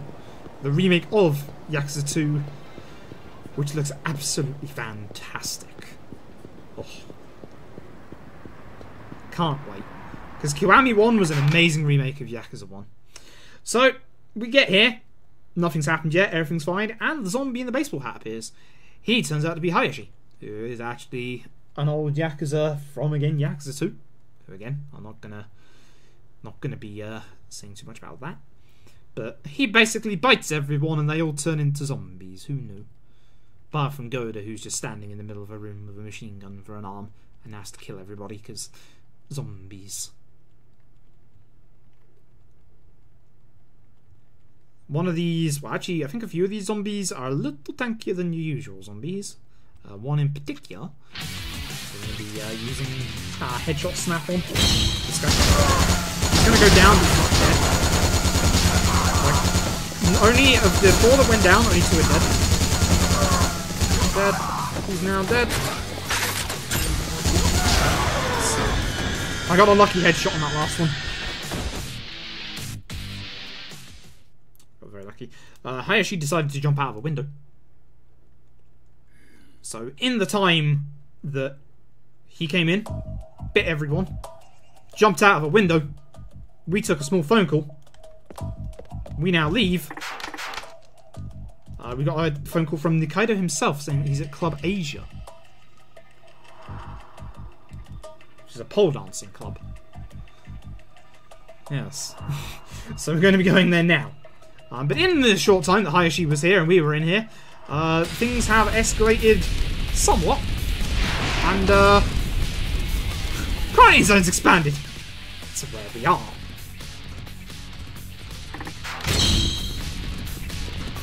And the whole of the Champion District is now on fire. So we're going to get caught here by a Diptera and a Hermit. I'm going to try and kill this Diptera really quickly. Move down here because the Hermit can't get down here, but not too far because there's a special bucket down there. And we're going to go. You can't move forward until they're both dead. Here's the Champions District. It's a load of bars and stuff.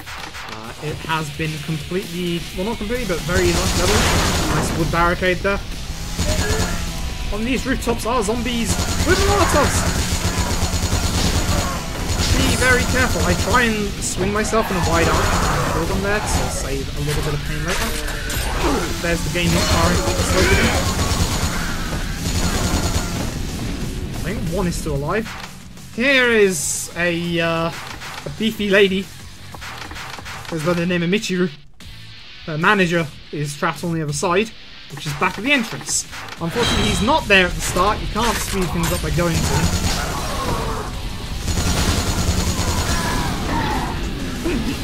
That Molotov's on, which is good. You can jump over a pit of fire. If you're lucky, you have to be very close to the edge. It's actually really close. It's actually really, really close kind of like a port in the invisible wall. kind of really close to getting over the entire pool of fire. But, yeah. I'll see you in a bit, Lugu. Have a good trip. Which stream's getting early copy of games you want. Yep. How that feel? And then again, that's happened with me with a few things. Yakuza Kiwami, 4 or 5 days early. Attack on Titan, 1 day early. Obviously, Attack on Titan beat in. Loved it enough to speedrun. Attack on Titan 2 sounding good. Attack on Titan 2 sounding very good, actually.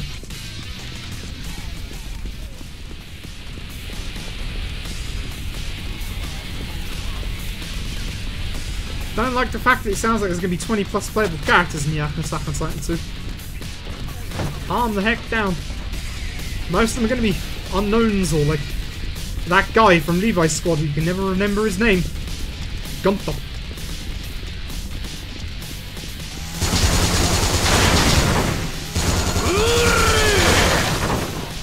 So in this part, are going to be zombies. A lot of zombies again. I'm actually going to do a heat action on the left. Get rid of most of these zombies. Create some fire. The reason why I don't usually do that is because it takes a lot longer. That pushed back the other big lad, which was nice. The other fatty. Thanks to the low frame rate, I was able to dodge through that guy. You have to kill all of the enemies here before you can progress to the area.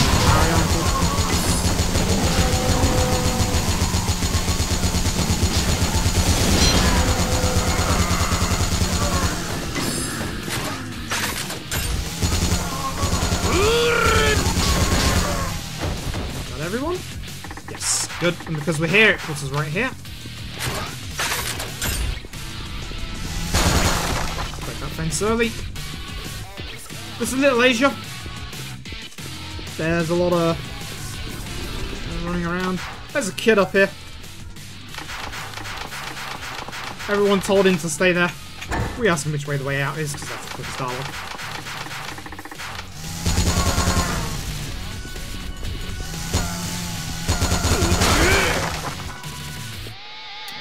The room because this game is a little weird and finicky, especially in close range.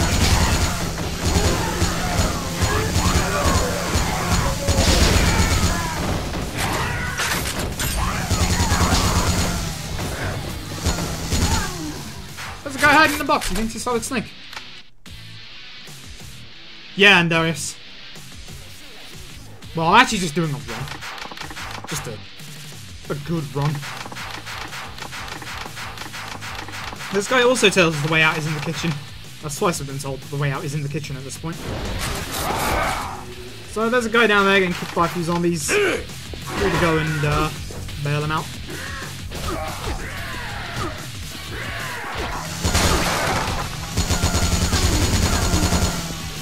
Dead? Yep. Sometimes they can fall over because they're in quite close proximity to one another.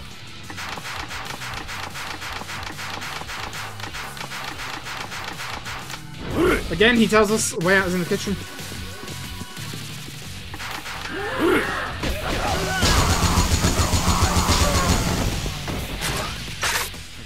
Reload here. Guess what? The way out is through the kitchen. Off you go. Who would have known? So off we go.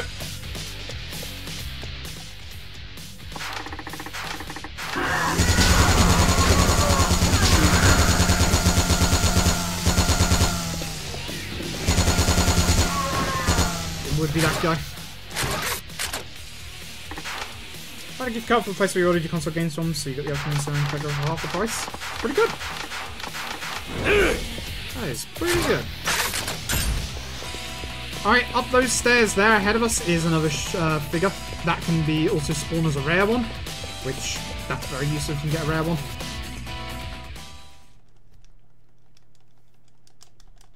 Because the rare ones, obviously, like I said, sell for 150k, which, in any percent, that's so useful. That's really, really useful. I don't know if it's a set spawn. I don't think it is. It's always a set spawn, but I don't think it's a set spawn for a rare one. This homeless old dude recognises we work the takoyaki stand. Helps us out. gets us out. 407's a bit rough. Should be sub 4.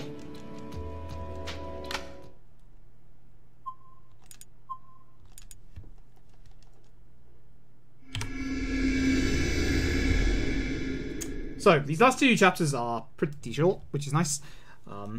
Things are going to escalate pretty quickly. Very, very quickly. So, we're going to go into the Club Asia. Club Asia, was it? Or Shine? One of the two. It's a pole dancing club. And things are going to escalate. Inside of there, we find Nikaido, who is holding Kazuma Kiryu's... I don't know how you'd call her. Not actual, like, biological daughter, but pretty much daughter figure. Kind of hostage. And Goda's like, what the hell, man? This guy outside gives us grenades as well, because sure. The grenades you're supposed to use against this next boss, but nah, it's a lot faster to just shoot the thing. You can actually trick the boss out by standing in a certain position, which obviously I would be trying to do, and hoping to get a good set of attacks. So his pops, he's been turned into an octopus. Because takoyaki, you get it? It's symbolic.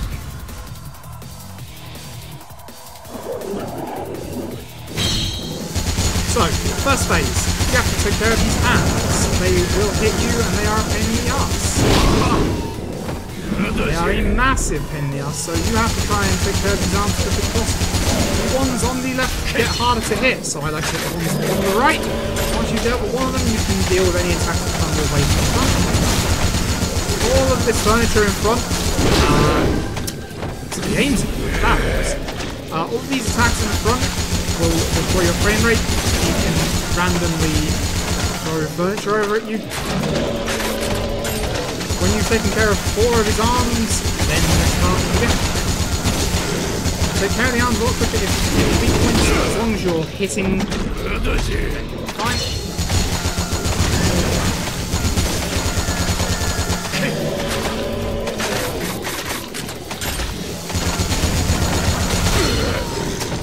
That was the bench that was hitting to me. And obviously his arm hits me because it's a big game.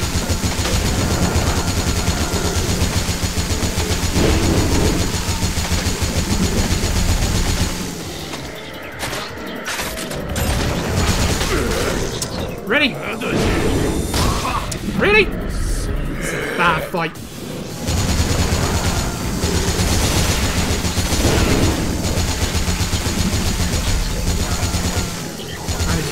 A lot of ammo. Okay, good. There's end of phase 1.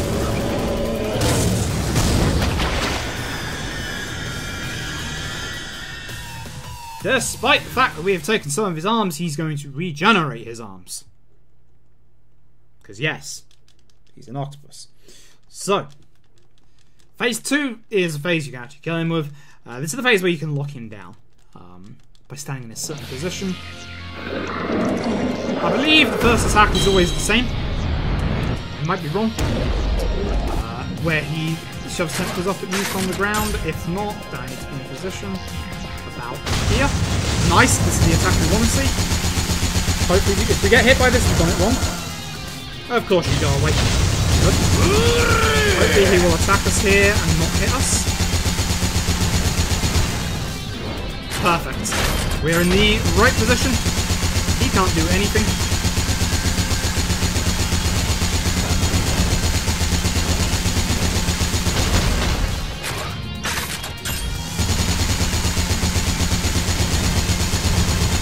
We got all of his health down to 0. Now we're going to move away so that he can actually go out of there. He's going to get out of the hole and jump at us, so we have to do a heat action. And that's the end of the fight. Hit the right button. That's the end of the fight. Decent second phase, bad first phase.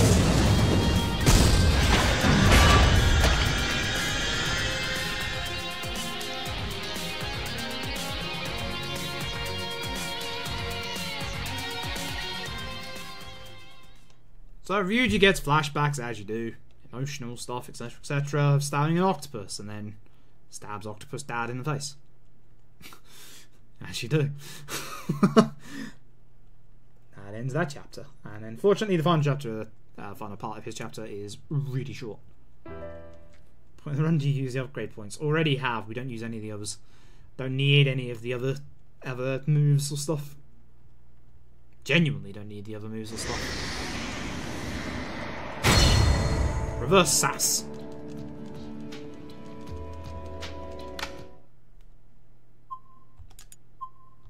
Yeah, bad first phase, causing me to lose time.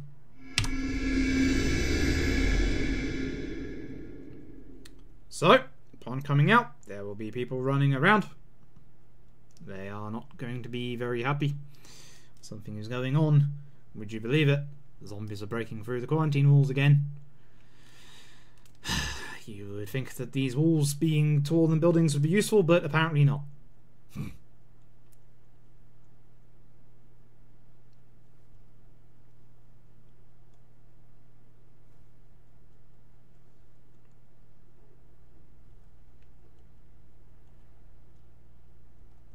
So,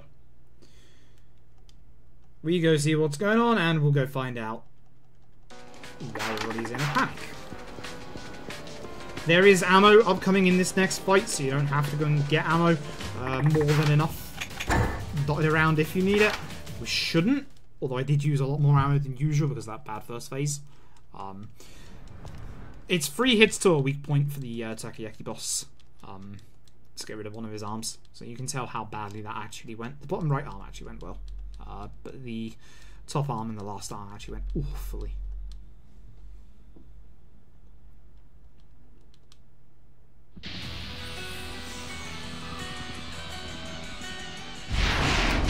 So, it's 2 lookers and a big dude. Dude's gonna pick up an explosive barrel and try and throw it. I wanted to stop that, but then I got hit.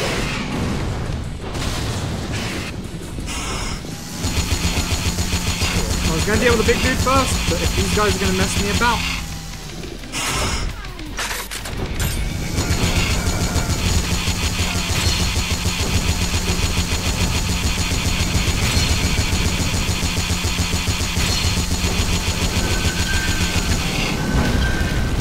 That's a little bit early, but it's fine. Wow, they are being hyper-aggressive today.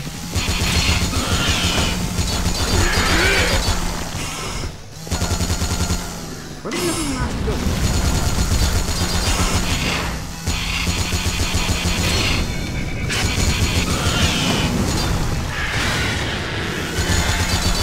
And for this guy again, just shooting his weak spot. He doesn't have nearly as big of a HP bar as the last time we saw him.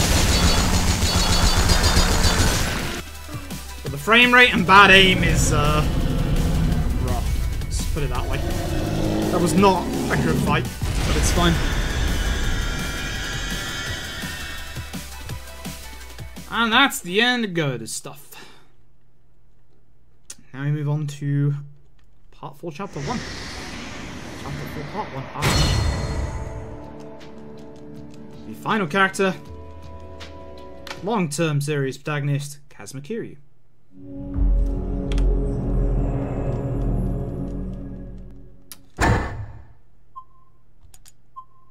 So, the first set of stuff for Kiryu is basically, the quickest way I've found to do this isn't to do damage, it's actually to knock as many zombies to the ground as you can. Basically, we get a flashback to the very start of the game where he gets a phone call from Nikaido saying that he has Haruka, and that Kamurocho is dying. And Kazuma Kiryu turns up, and basically everyone knows who he is and says, "Nah, let him through, let him deal with the zombies, he'll deal with this." He was the 4th chairman of the Tojo clan. Daigo is the current Tojo clan as the 6th. There was a man called Terada in the middle. That was Yakuza 2, actually. And this is how Yakuza typically plays, as a brawler. The targeting is a bit weird because of the zombie spin-off. It doesn't play exactly the same. I believe that just knocking them to the ground is the quickest way to get through these bits. So we're just going to knock them all to the ground as fast as possible.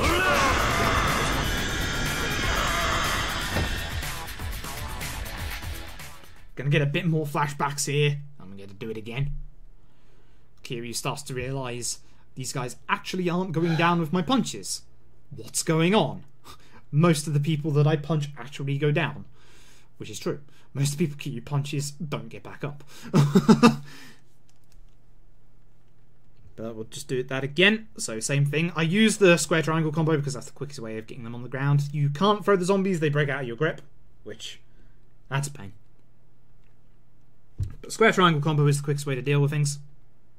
Quickest way to get them on the ground. Oh yeah, Kiryu runs an orphanage, by the way. That was some of the kids in Haruka. Blah blah blah. If you want to see more of Kiryu's story, play the series. It's very good. Very worthwhile. Definitely recommend it. So, we basically got a letter saying that the old headmaster of the old orphanage that Kiryu and Haruka grew up in is retiring, and they're throwing a party. And Kiryu can't make it, so Haruka decides to go, and for some reason, despite the fact that she got kidnapped 6 times in 6 times in 2 games, we decide that, oh hey, she's a responsible young adult, she can go to Tokyo on her own. Yeah, look how that turned out. Zombie invasion. Again, knock some zombies down.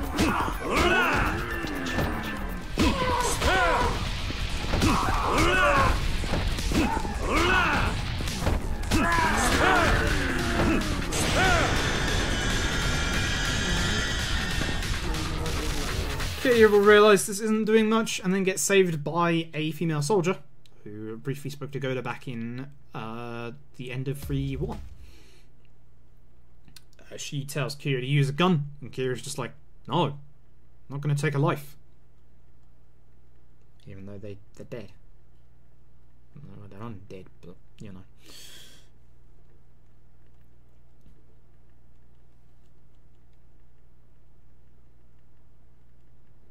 So, there's a civilian in distress down in the underground parking lot where we ran to.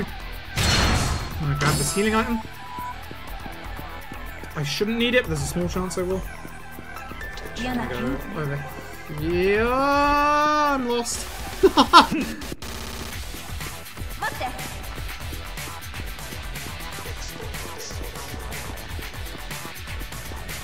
That's it, over here. This is the quickest way, not actually to the right, but this way.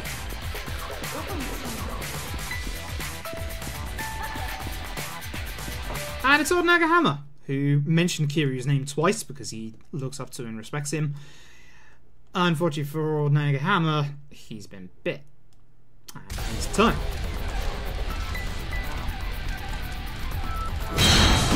So again, I believe Nagahama, the quickest way to do this is to knock him to the ground. So we're going to do nice grab. We're going to do a square triangle combo. I don't know why that didn't hit. And we're going to use triangle attacks while he's on the ground to get him back up. If it actually connects, this is a good game. Because obviously his health is going to keep regenerating, but it's not based on his health bar.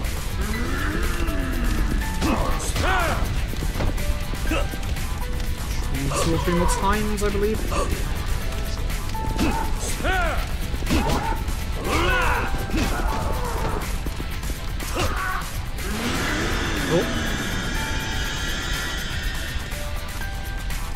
I'm gonna lose some time this chapter. That wasn't too good. Dear. Rip. Now Kiryu takes the gun. Shoots Nagahama. So for this one, we're going to want to buy a rifle for Kiryu, and obviously upgrade it. This is one of the reasons... this is one of the things that I need, because Kiryu does not have a fast-firing weapon. He only has that pistol that was given to him. It's a good pistol, but it's not great. It's your bog-standard pistol. So that's why I want to buy a rifle. You basically want a fast-firing weapon on all the characters. Fast-firing a big spread. So, like, Goda has both in his minigun.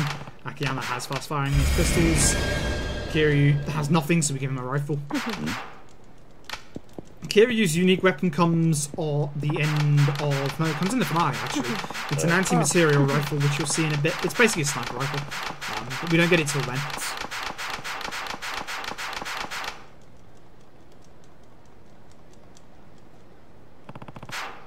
But, because this is New Game Plus, we actually start out with that very same rifle. But this rifle has a downside. It destroys the frame rate. It just obliterates the frame rate. Like, there's no two ways about it. It destroys the frame rate. So I'm going to buy the rifle, some ammo,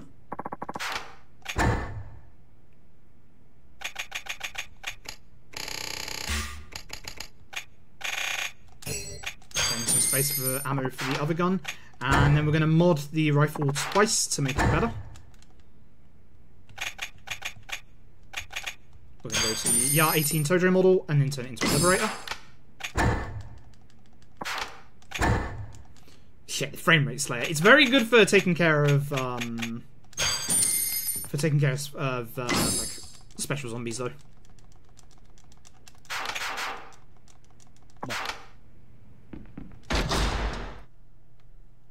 So now that we've got that, I'll equip that real quick. But usually you don't get the rifle until the finale, but because it's New Game Plus, it gives you to you straight away, which is nice. We won't have much ammo for it. We don't need much ammo for it. We will probably first use it in free, where hopefully we can stomach a boss with it. It's going to be very hard, but yeah. So we're off to Kamurocho Hills to go save some peeps. Go save the people that are there. And of course we have to go through the quarantine zone for that.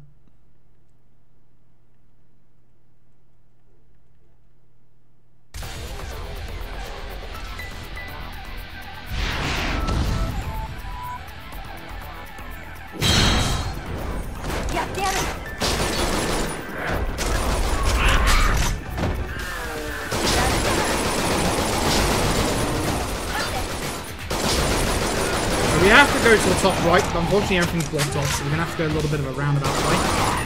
I hit an aggro, that's not good. That guy's going to be on the left side for a long time. I want to go down this way and then to the left. I'm trying to shoot some of these zombies to save some frame rate.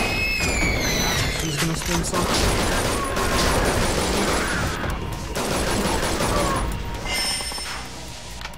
So the one and only time you can use this route is here.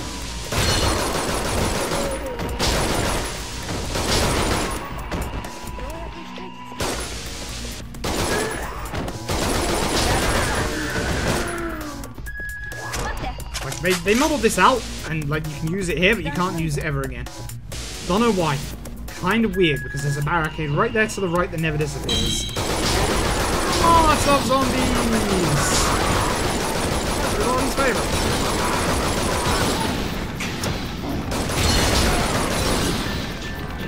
You can shoot the Molotovs out of the air as you just saw.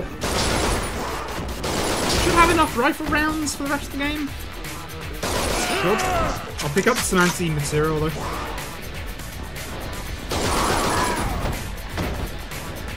Come from the right.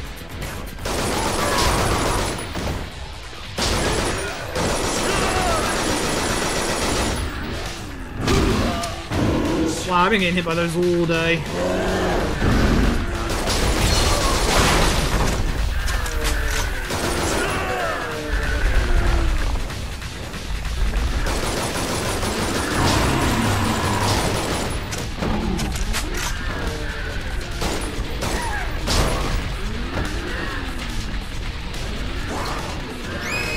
I won't use this one because there'll be more coming up in a bit.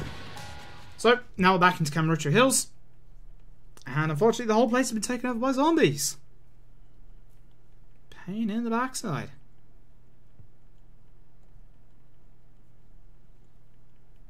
I think I have to kill all the zombies in here. I think. Can't remember. Every time you come here, you have to kill the zombies. It's a pain in the backside. Oh no, you actually have to go inside. How did I forget what's coming? Oh my god. So we just have to go inside. That's not a mannequin, that's a zombie.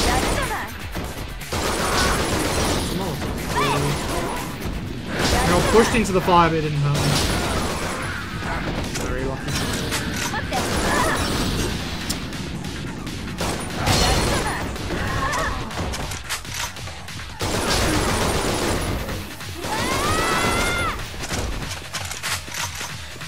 Right, well, here we go.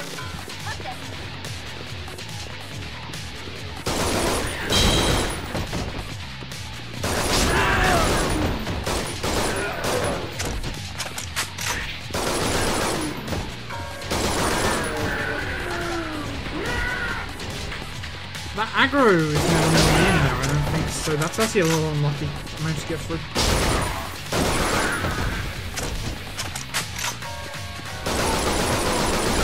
If I'm going to try something here, I'm going to switch to my laggy rifle.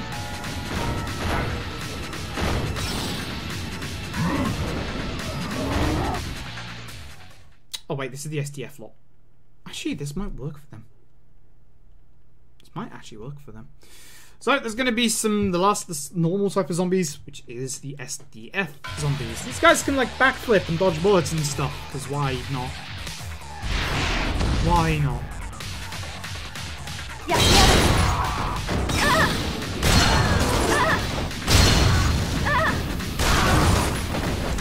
One of you isn't dead.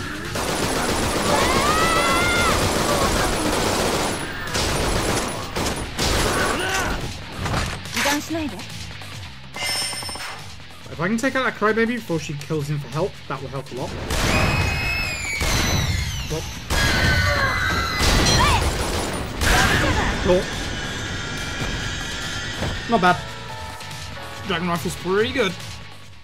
Dragon Rifle is pretty good. Don't have much ammo for it though, so I'm gonna have to be a little careful.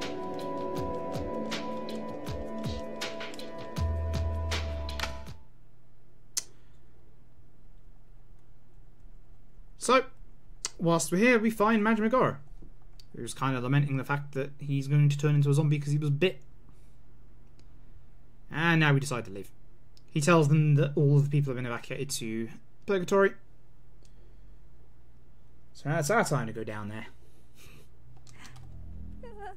Sagi is sad because the rest of her squad are gone.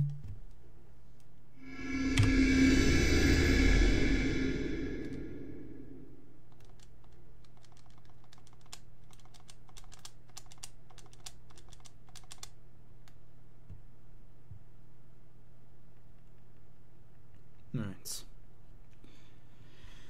Do.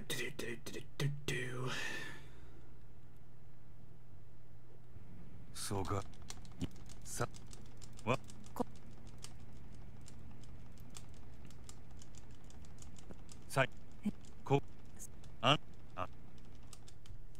So we have a weird bit coming up. A sniping section. This is not great.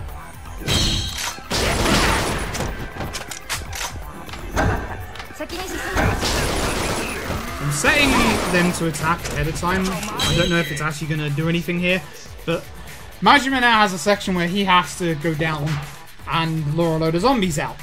And then for some reason we have to shoot with a sniper rifle on some of the worst sensitivity that you've ever seen, and you can't change it. Why would you? We can, however, shoot them up here, which is nice.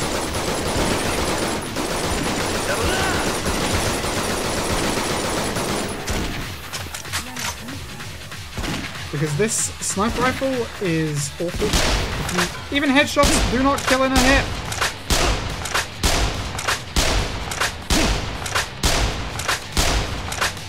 Yeah, no, I'm not using that.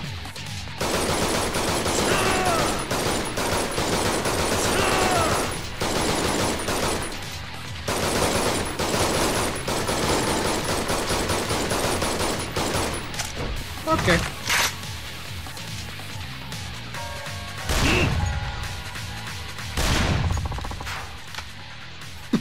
Okay. Sure. Whatever. Now we leave. やってやる。やったるやないか。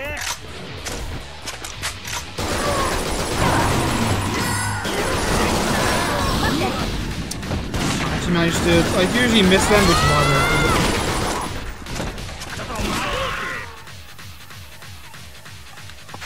Now we have to kill all the enemies down here because they get sandwiched in if we don't. I'm gonna block this motorbike and try and hopefully kill this hermit.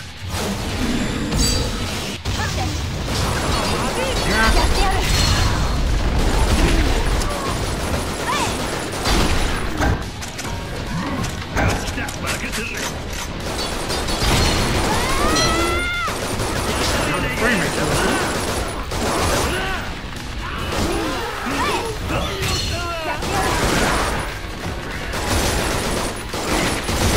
Oh, the tracking in this game is so good.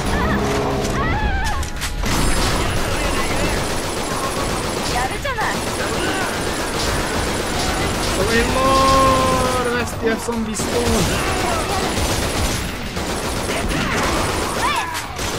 A lot of them. And they're stronger than usual zombies, so... You can see this one is just rolling around because he doesn't care.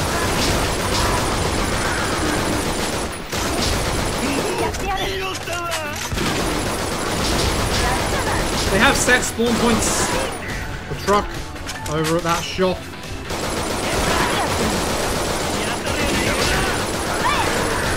And again, you can't actually deal with them until they're fully spawned.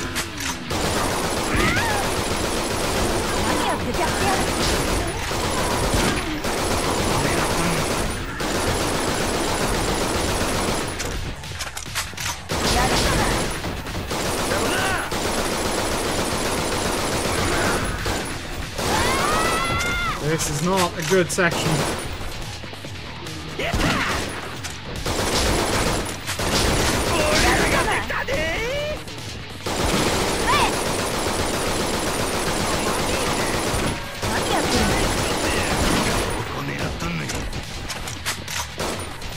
I think this might be the last one. Oh, he is. My word, that is an awful bit. Like, you have to keep killing them and they will just keep spawning, like, constantly until, like, you've completely dealt with them. It's stupid. Manager decides to bugger off on his own. Tells us that he's been bit, decides to try and figure out a way that he can get rid of the zombie inside of him. Because, you know, that's how these things look.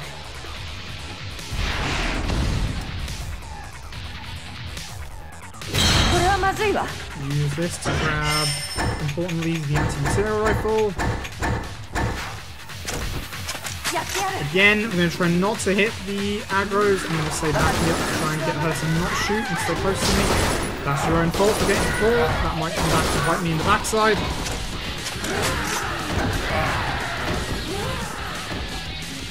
I believe the aggro might actually be aggro.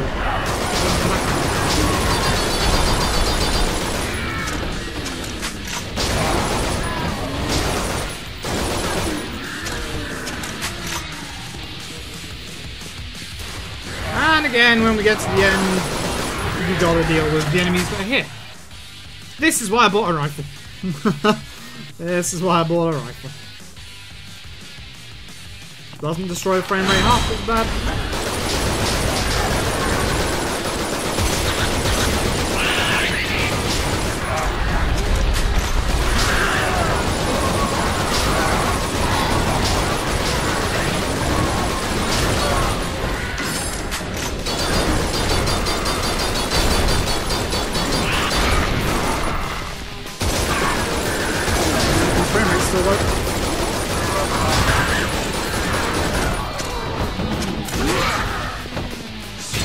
Monkey boy here.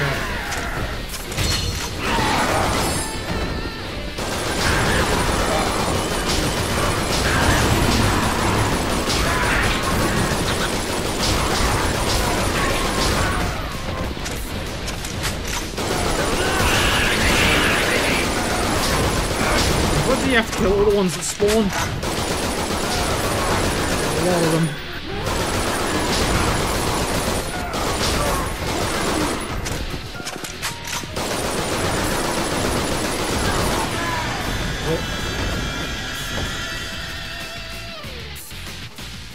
Not too bad, I guess.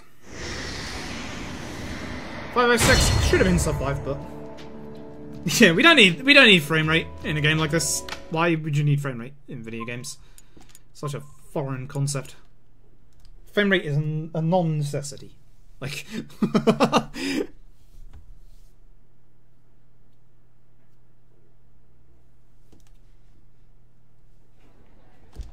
and there's a couple of Yakuza here who recognise us as, oh hey, it's the 4th chairman. Oh my word, it's Kazuma Kiryu. So we have to go and see the florist.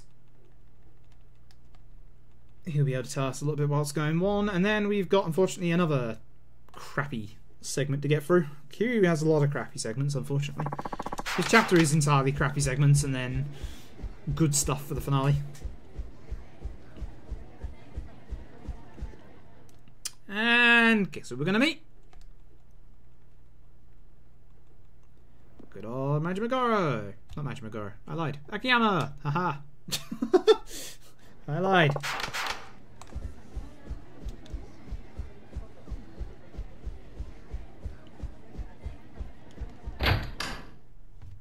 There's not... most of the plot gets dumped at the end, actually. It's kind of weird.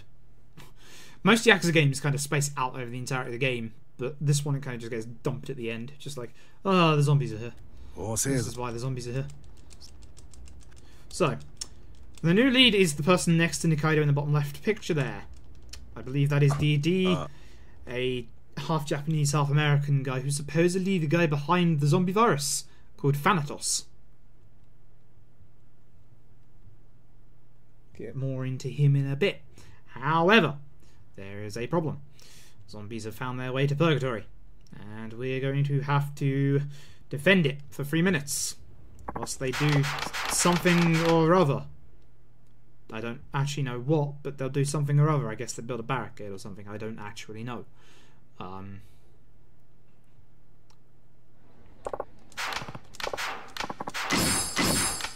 And Akiyama gives us some healing items, which is nice. Not that we need them, but might come in handy. So, unfortunately, this is another non-skippable bit. It is 3 minutes of wave defense. It's not too bad. Every minute, two of the special zombies will appear. Start off with that in one point.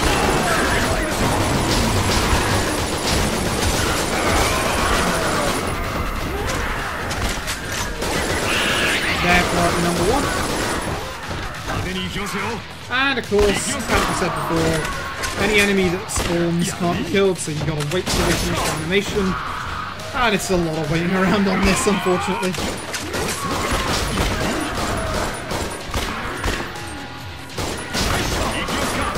So now is a good time to go make a cup of tea.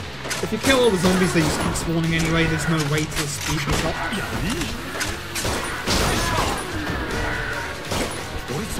Did you move back down?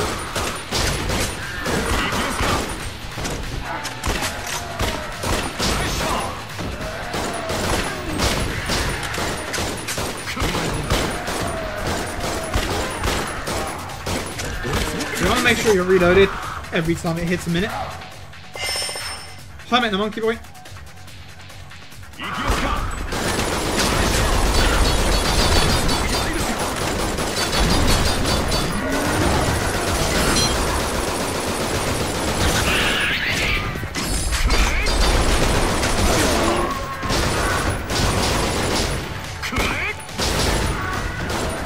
Lovely and beautiful.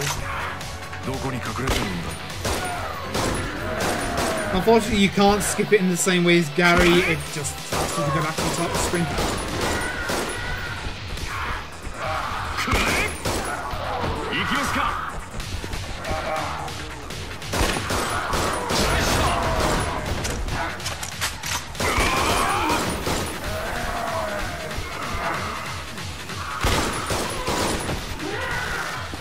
time I'm going to reload my dragon rifle, because we're going to need this in a bit.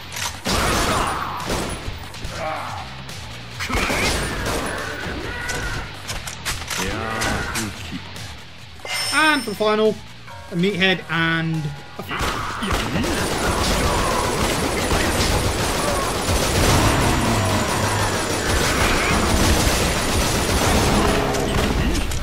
Nice and easy to deal with. Now we just wait another minute and we're all good.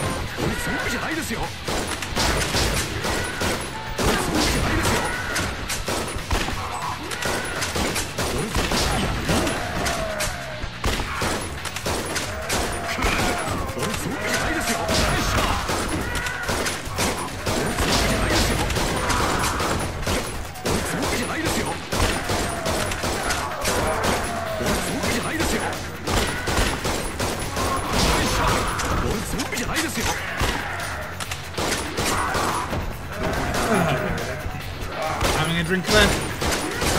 At least the rest of this is good after this. Apart from maybe the next chapter.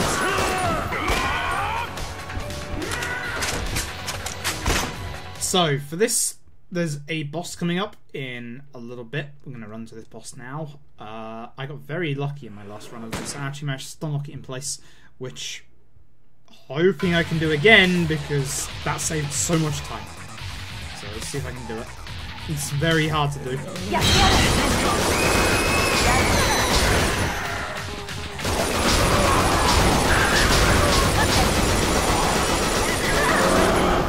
am stuck because that zombie is still alive.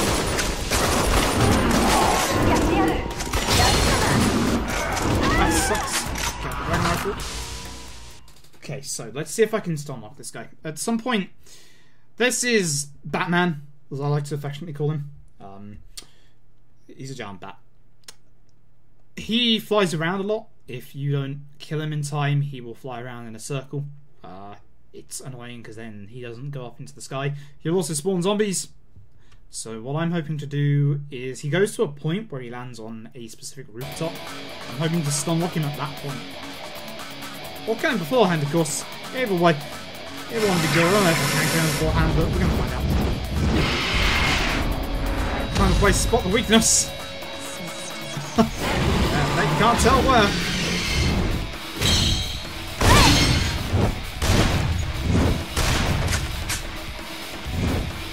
Yeah.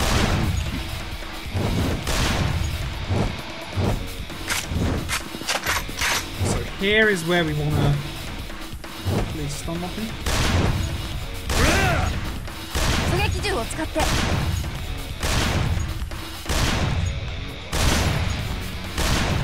Good enough.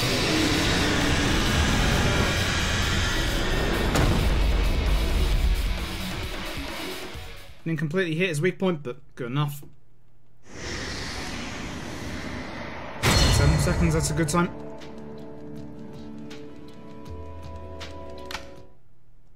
Yeah, that'll do. That'll do nicely.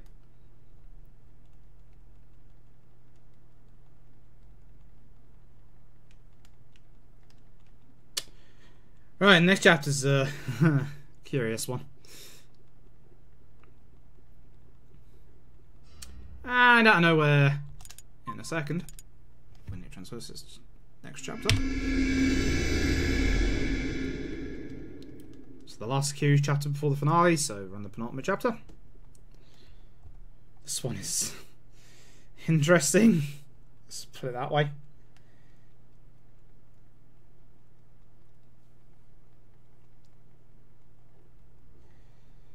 Basically, here comes Daigo.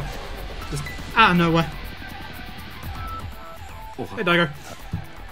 He basically tells us of a legendary gunsmith in town who gives us the anti-material rifle that we're currently using. Not the actual dragon rifle, but the lesser, non-upgraded one. Daigo can't leave. Instead, we go with Asagi. And there's...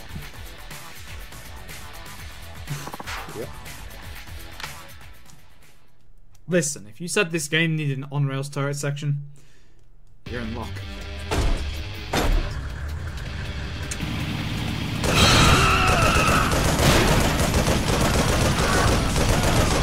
So now we're going through a set halfway. Unfortunately, obviously, I can't drive. If I could drive, that'd make it a lot easier. The gun does overheat, as you can see.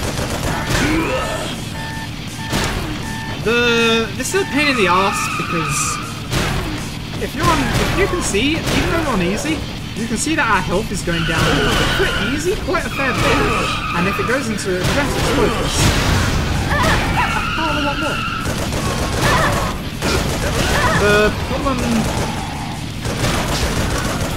The problem is, this section on harder difficulties is actually insanely hard. Like, you lose HP just by ramming into zombies, and also especially for attacks, and also with molotovs.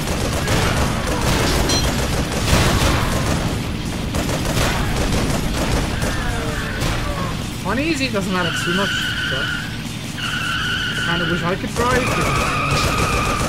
I'm taking care of these to save us some frame rate issues.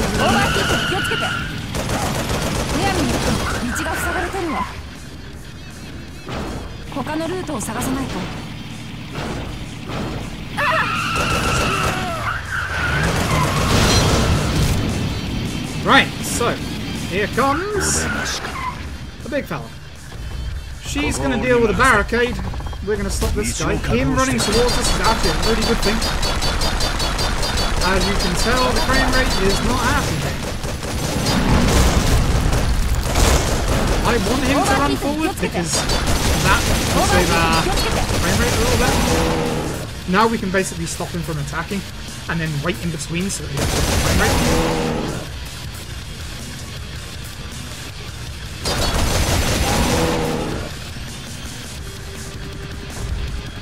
Despite the fact he has health back, you cannot gun.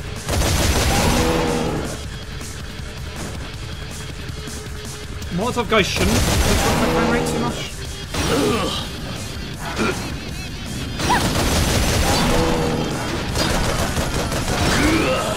Just in case.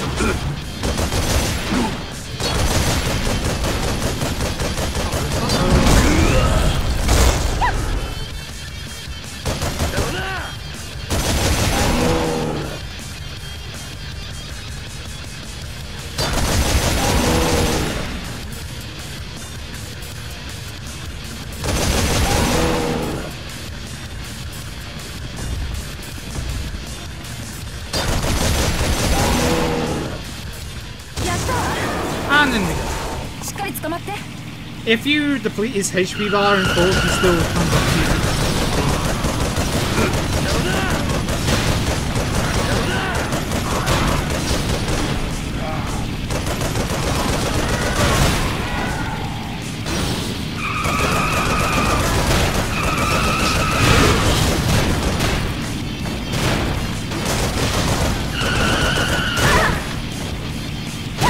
But yeah, the frame rate is really bad in this section. On easy, I'm not actually sure if you need to fire or two. I don't know if you'll survive or not. You might just survive. That'd be kind of funny.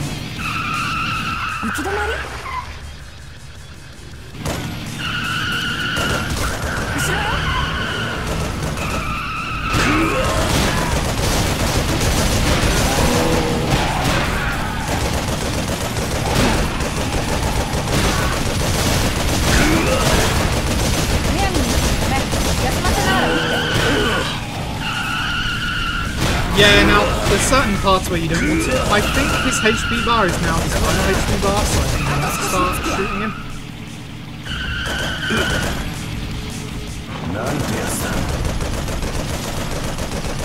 Or at least here is.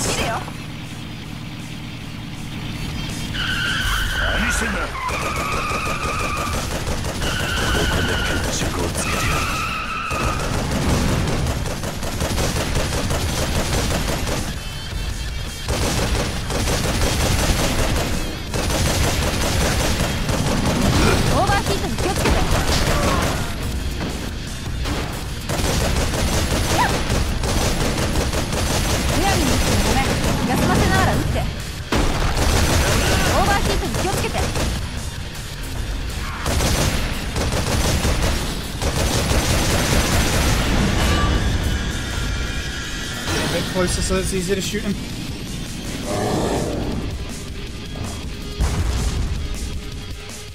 A bit silly and dumb. I don't know why it exists, but it does. Alright, so we're going to take a little bit of a detour in the finale here. And I'm actually going to save the game. Because I've had the game soft lock into hard lock into crash on me in one fell swoop in this final bit. So I would rather... That didn't happen. I'd really rather that didn't happen. So I'm going to make a quick safety save just in case. And this is why I don't save at all during the run, is because look how slow this is. Look at how awful this is. Like, PS3 save architecture is a wonderful thing. Doesn't get more official than that. So, we need a thing. We need a thing. We need to go visit our friend Bob Utsunomiya B. We've been given the anti-material rifle, but honestly, that's not what we need.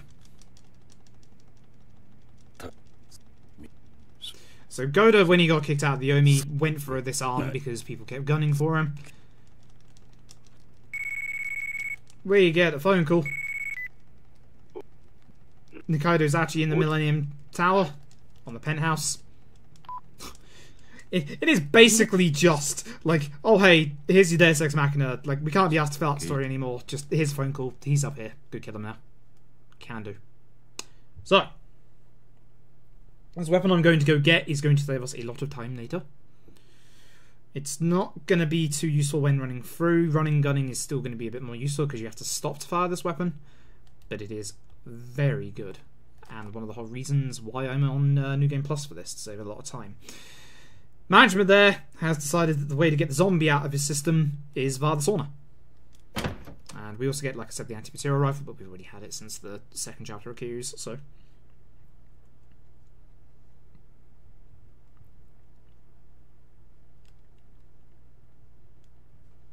But this laser's going to save a lot of time. I mean, a lot of time. We're talking like 5 minutes, at the very least.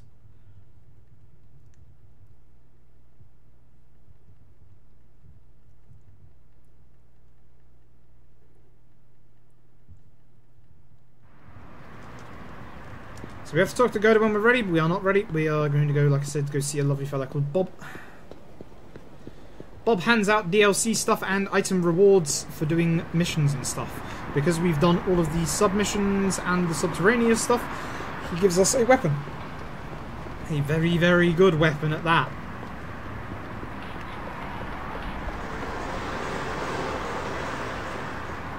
You can see the sub-stories on the map. We'll be avoiding those.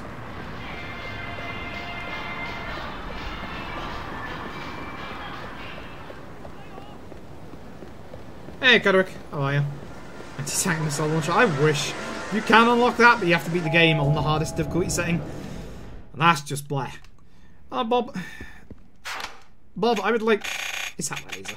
Thank you, Nachi.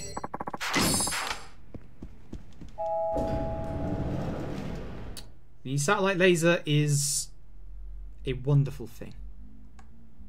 Absolutely wonderful thing.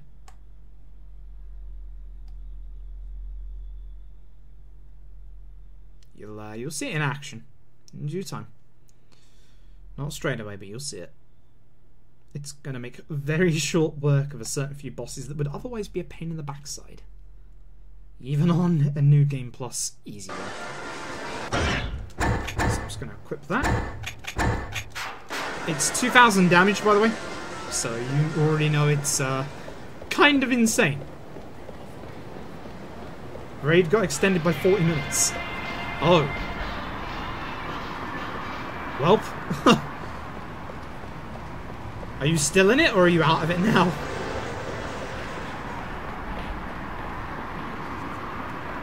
I never know how these things go. Like, I don't think me and Andorius did a proper raid, did we? Like, we did, obviously, dungeons, but I don't think we did a proper raid.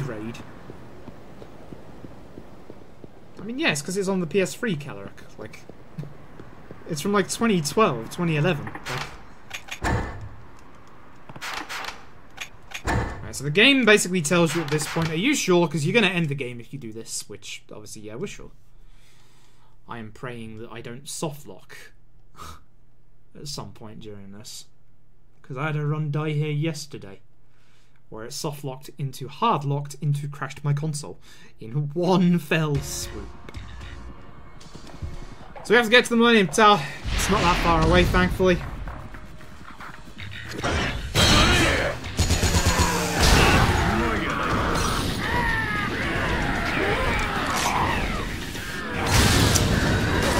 Damn it, multiple zombies. Now you're beginning to see why I hate these guys. Goodbye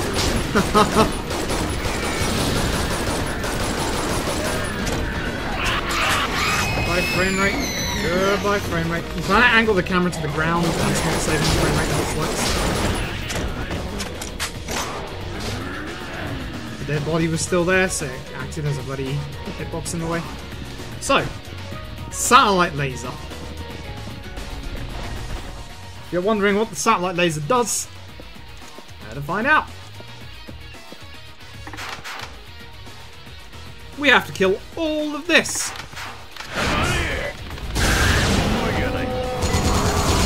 It is literally a satellite laser. I don't know what you expected.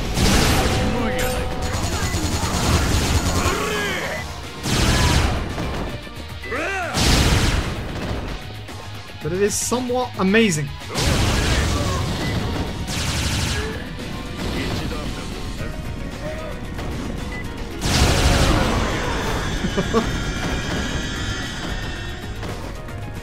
In specific situations where you can't move forward or you have to kill all the enemies or bosses, this laser is amazing. This is the reward for doing the 10-15 hours of side stuff that was awful. The awful randomly generated dungeon.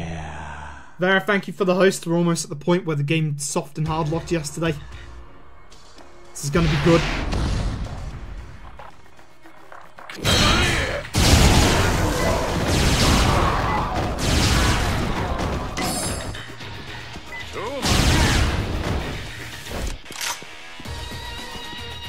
Down the stairs. Soft hard lock crush. Can't go up there, can I? Nope. Satellite laser. Oh yeah, your partner will walk in the way and it will hit you instead.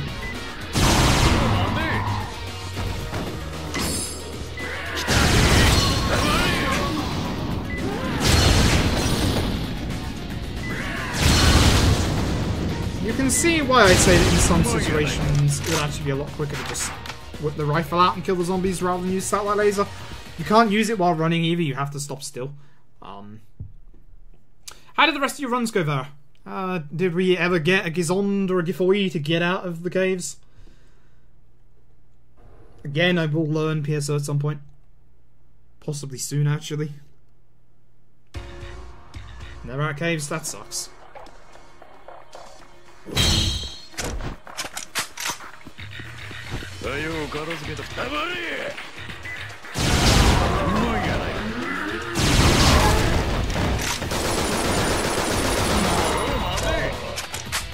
Where am I going? This way.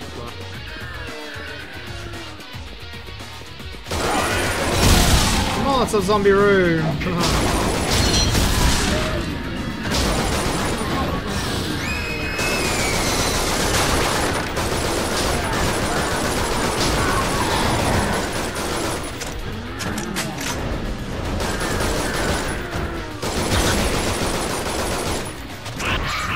Really don't want those guys to grab us. So we got lucky there. And you saw that one Kibata 2 disc? Oh, that sucks. So here we have to protect Goda while he shuts the door. I'm just going to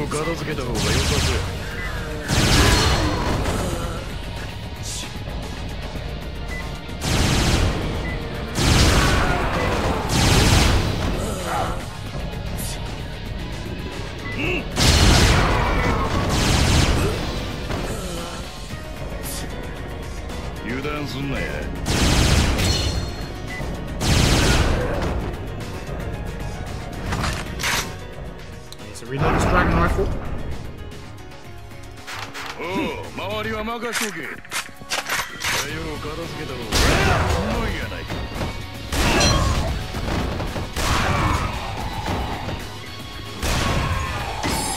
Decent place to use it. Right, we're off into Majima's. Hey, the safe code was 3538, right? You'd think I'd remember at this point, but whoops.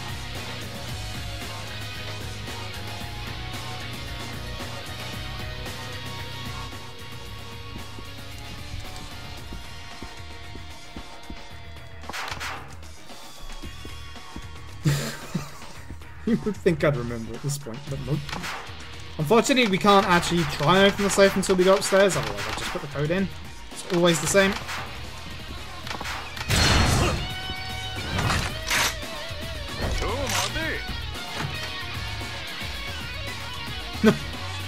Yeah.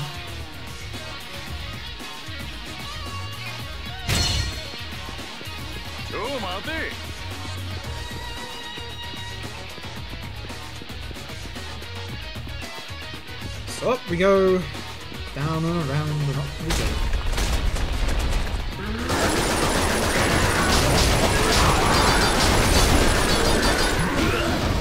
Ah, that hurt me. I'm unfortunately getting away sometimes. That probably would have been a good satellite laser opportunity, but sometimes you can just run through that.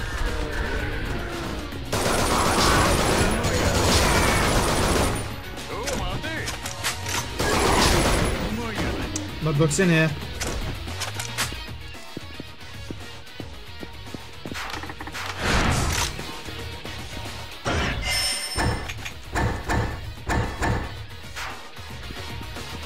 So find Majima's notebook, or Nishita's notebook that has the code for Majima. Nishita is Majima's #1 man. Poor guy. poor guy. Hi boys.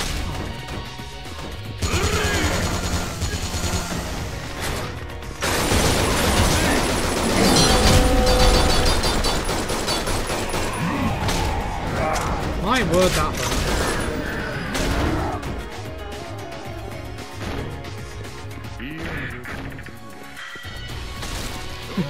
Oh, tomate, hayai yo.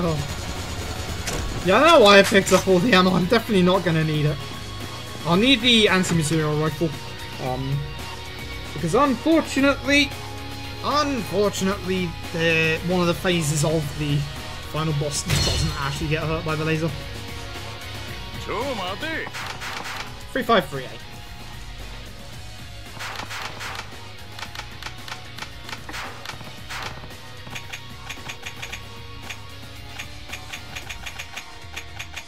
Again, why did I go down for those?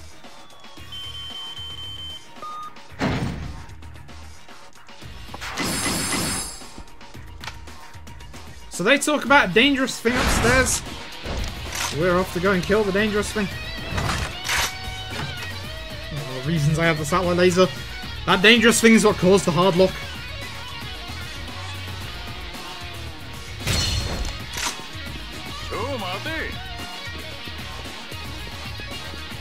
So we're gonna be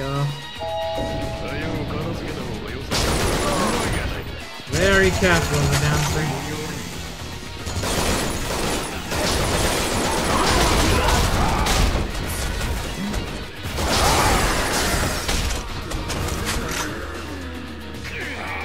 You're fine. Relax, my dude.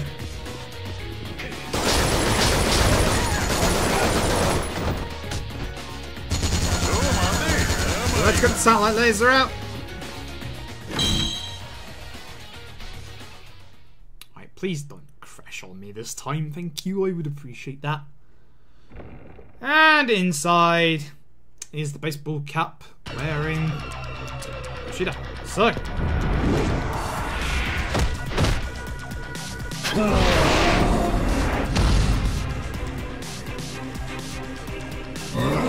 Now we do the obvious thing, the satellite laser.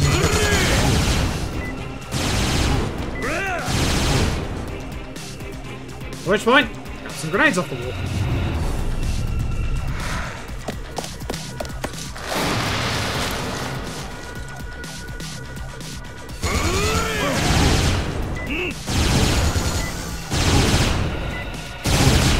And he's dead.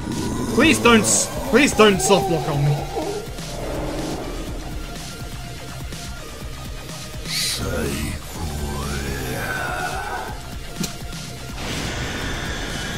So, we learn in this next upcoming cutscene that the drug is called Thanatos, and that it actually is a bit of an aphrodisiac to death. Weirdly.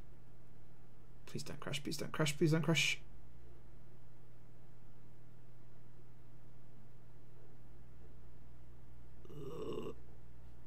Okay, we're good. Thank fuck. Can't take that happening again. I can't take that happening again.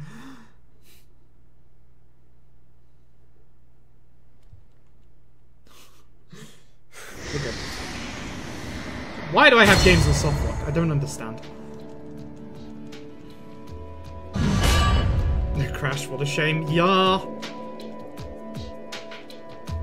Tell you what, I might take this save.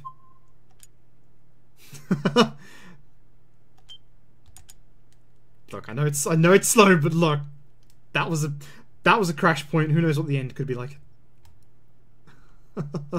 Just making sure, okay? Just making sure. I can still sub free, hopefully. I think. Maybe. I think the rifle would be better to use here, but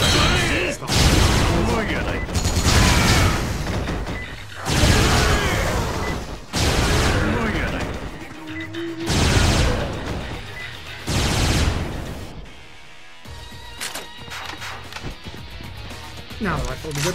That's the door. Forgot it turns you around.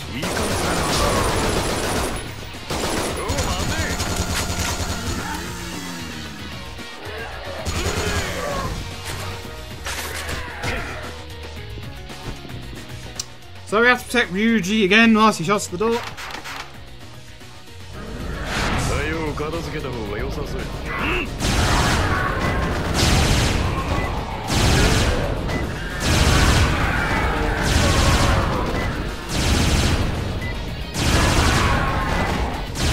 The satellite laser makes short work of.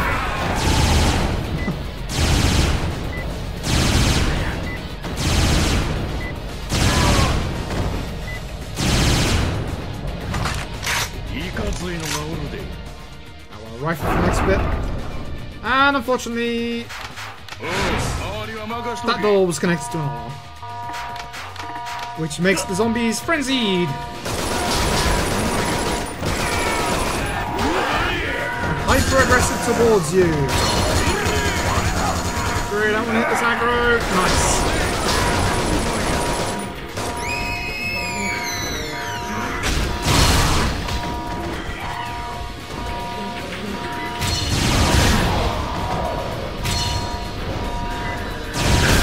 Lasering these so they're not a problem. Still a problem. Still a problem.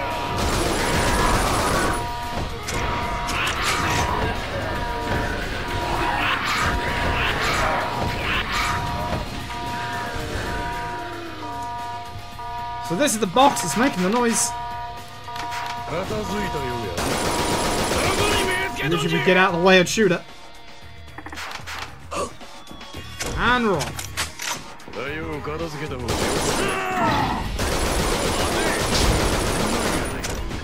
And here we are, the final set of bosses. It's not making noise anymore. I found a way to fix it. Oh boy, the frame rate goes to crap in this part. Don't even know why. However, satellite laser time.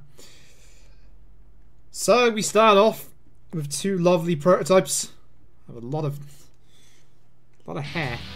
Look like something ripped from Full Metal Alchemist.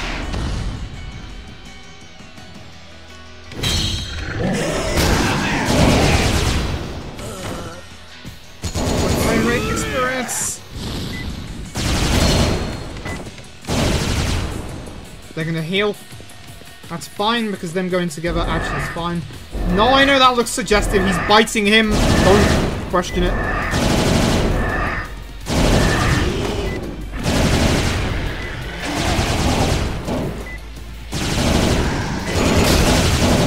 Ow. Right. first part of this boss battle's over. Second part. That's Haruka over there, by the way. So Nikaido concedes, says that he loses, but hey, guess what? He gets betrayed by DD, because why wouldn't he? Why not? Why not?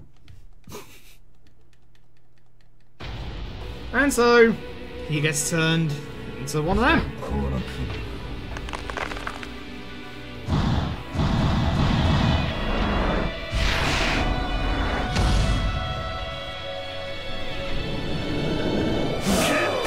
What's the best thing to do in this situation here? Salamander. He ran away. Clever boy. You're wasting my time, dude. He's out of range of my laser. He's stuck? Question mark? What's happening? Okay, so phase 2. This is where things get a bit weird. He turns into blood. Splats himself on the walls. Nice, some blood zombies, because, yeah. So this is where the laser doesn't work very well. This is where... And that's him! He's a floating heart. So what we want to do is we want to find where the heart is. And pump it full of sniper.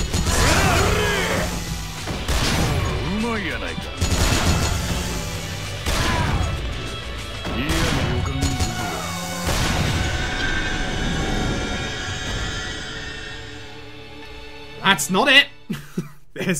I've not finished my final form yet! There's one last form, which is a little bigger than the last one. Only a tiny bit, though.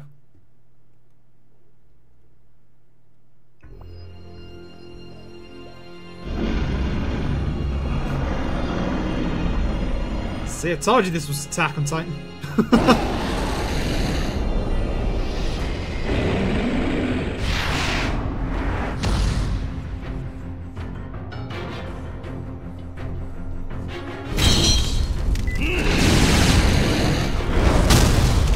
Nice. I don't know where I'm aiming, but okay. So when you get yourself down to a certain point, it'll grab you. It's more QT to do. It's obviously made quite trivial with the whole laser thing, but yeah. It saves a lot of time.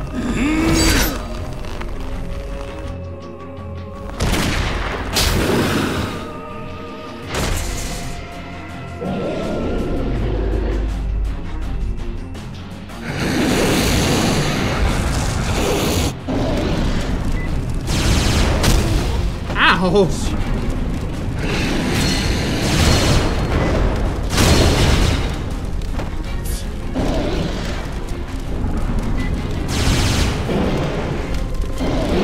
So he's mad. We'll get a cutscene. Definitely not ripping off any other horror games.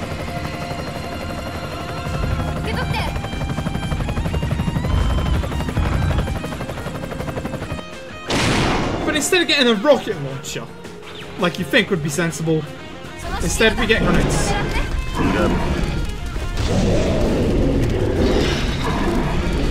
You have to throw and he's gone.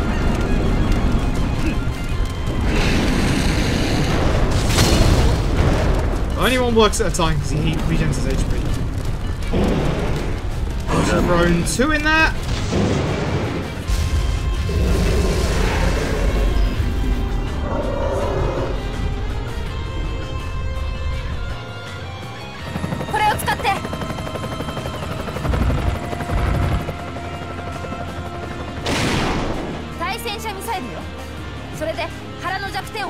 Now we'll get a rocket launcher!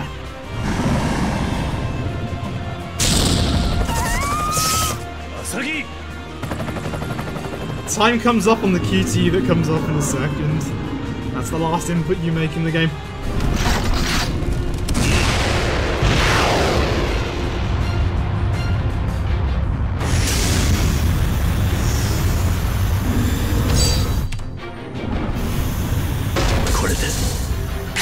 The エンドだ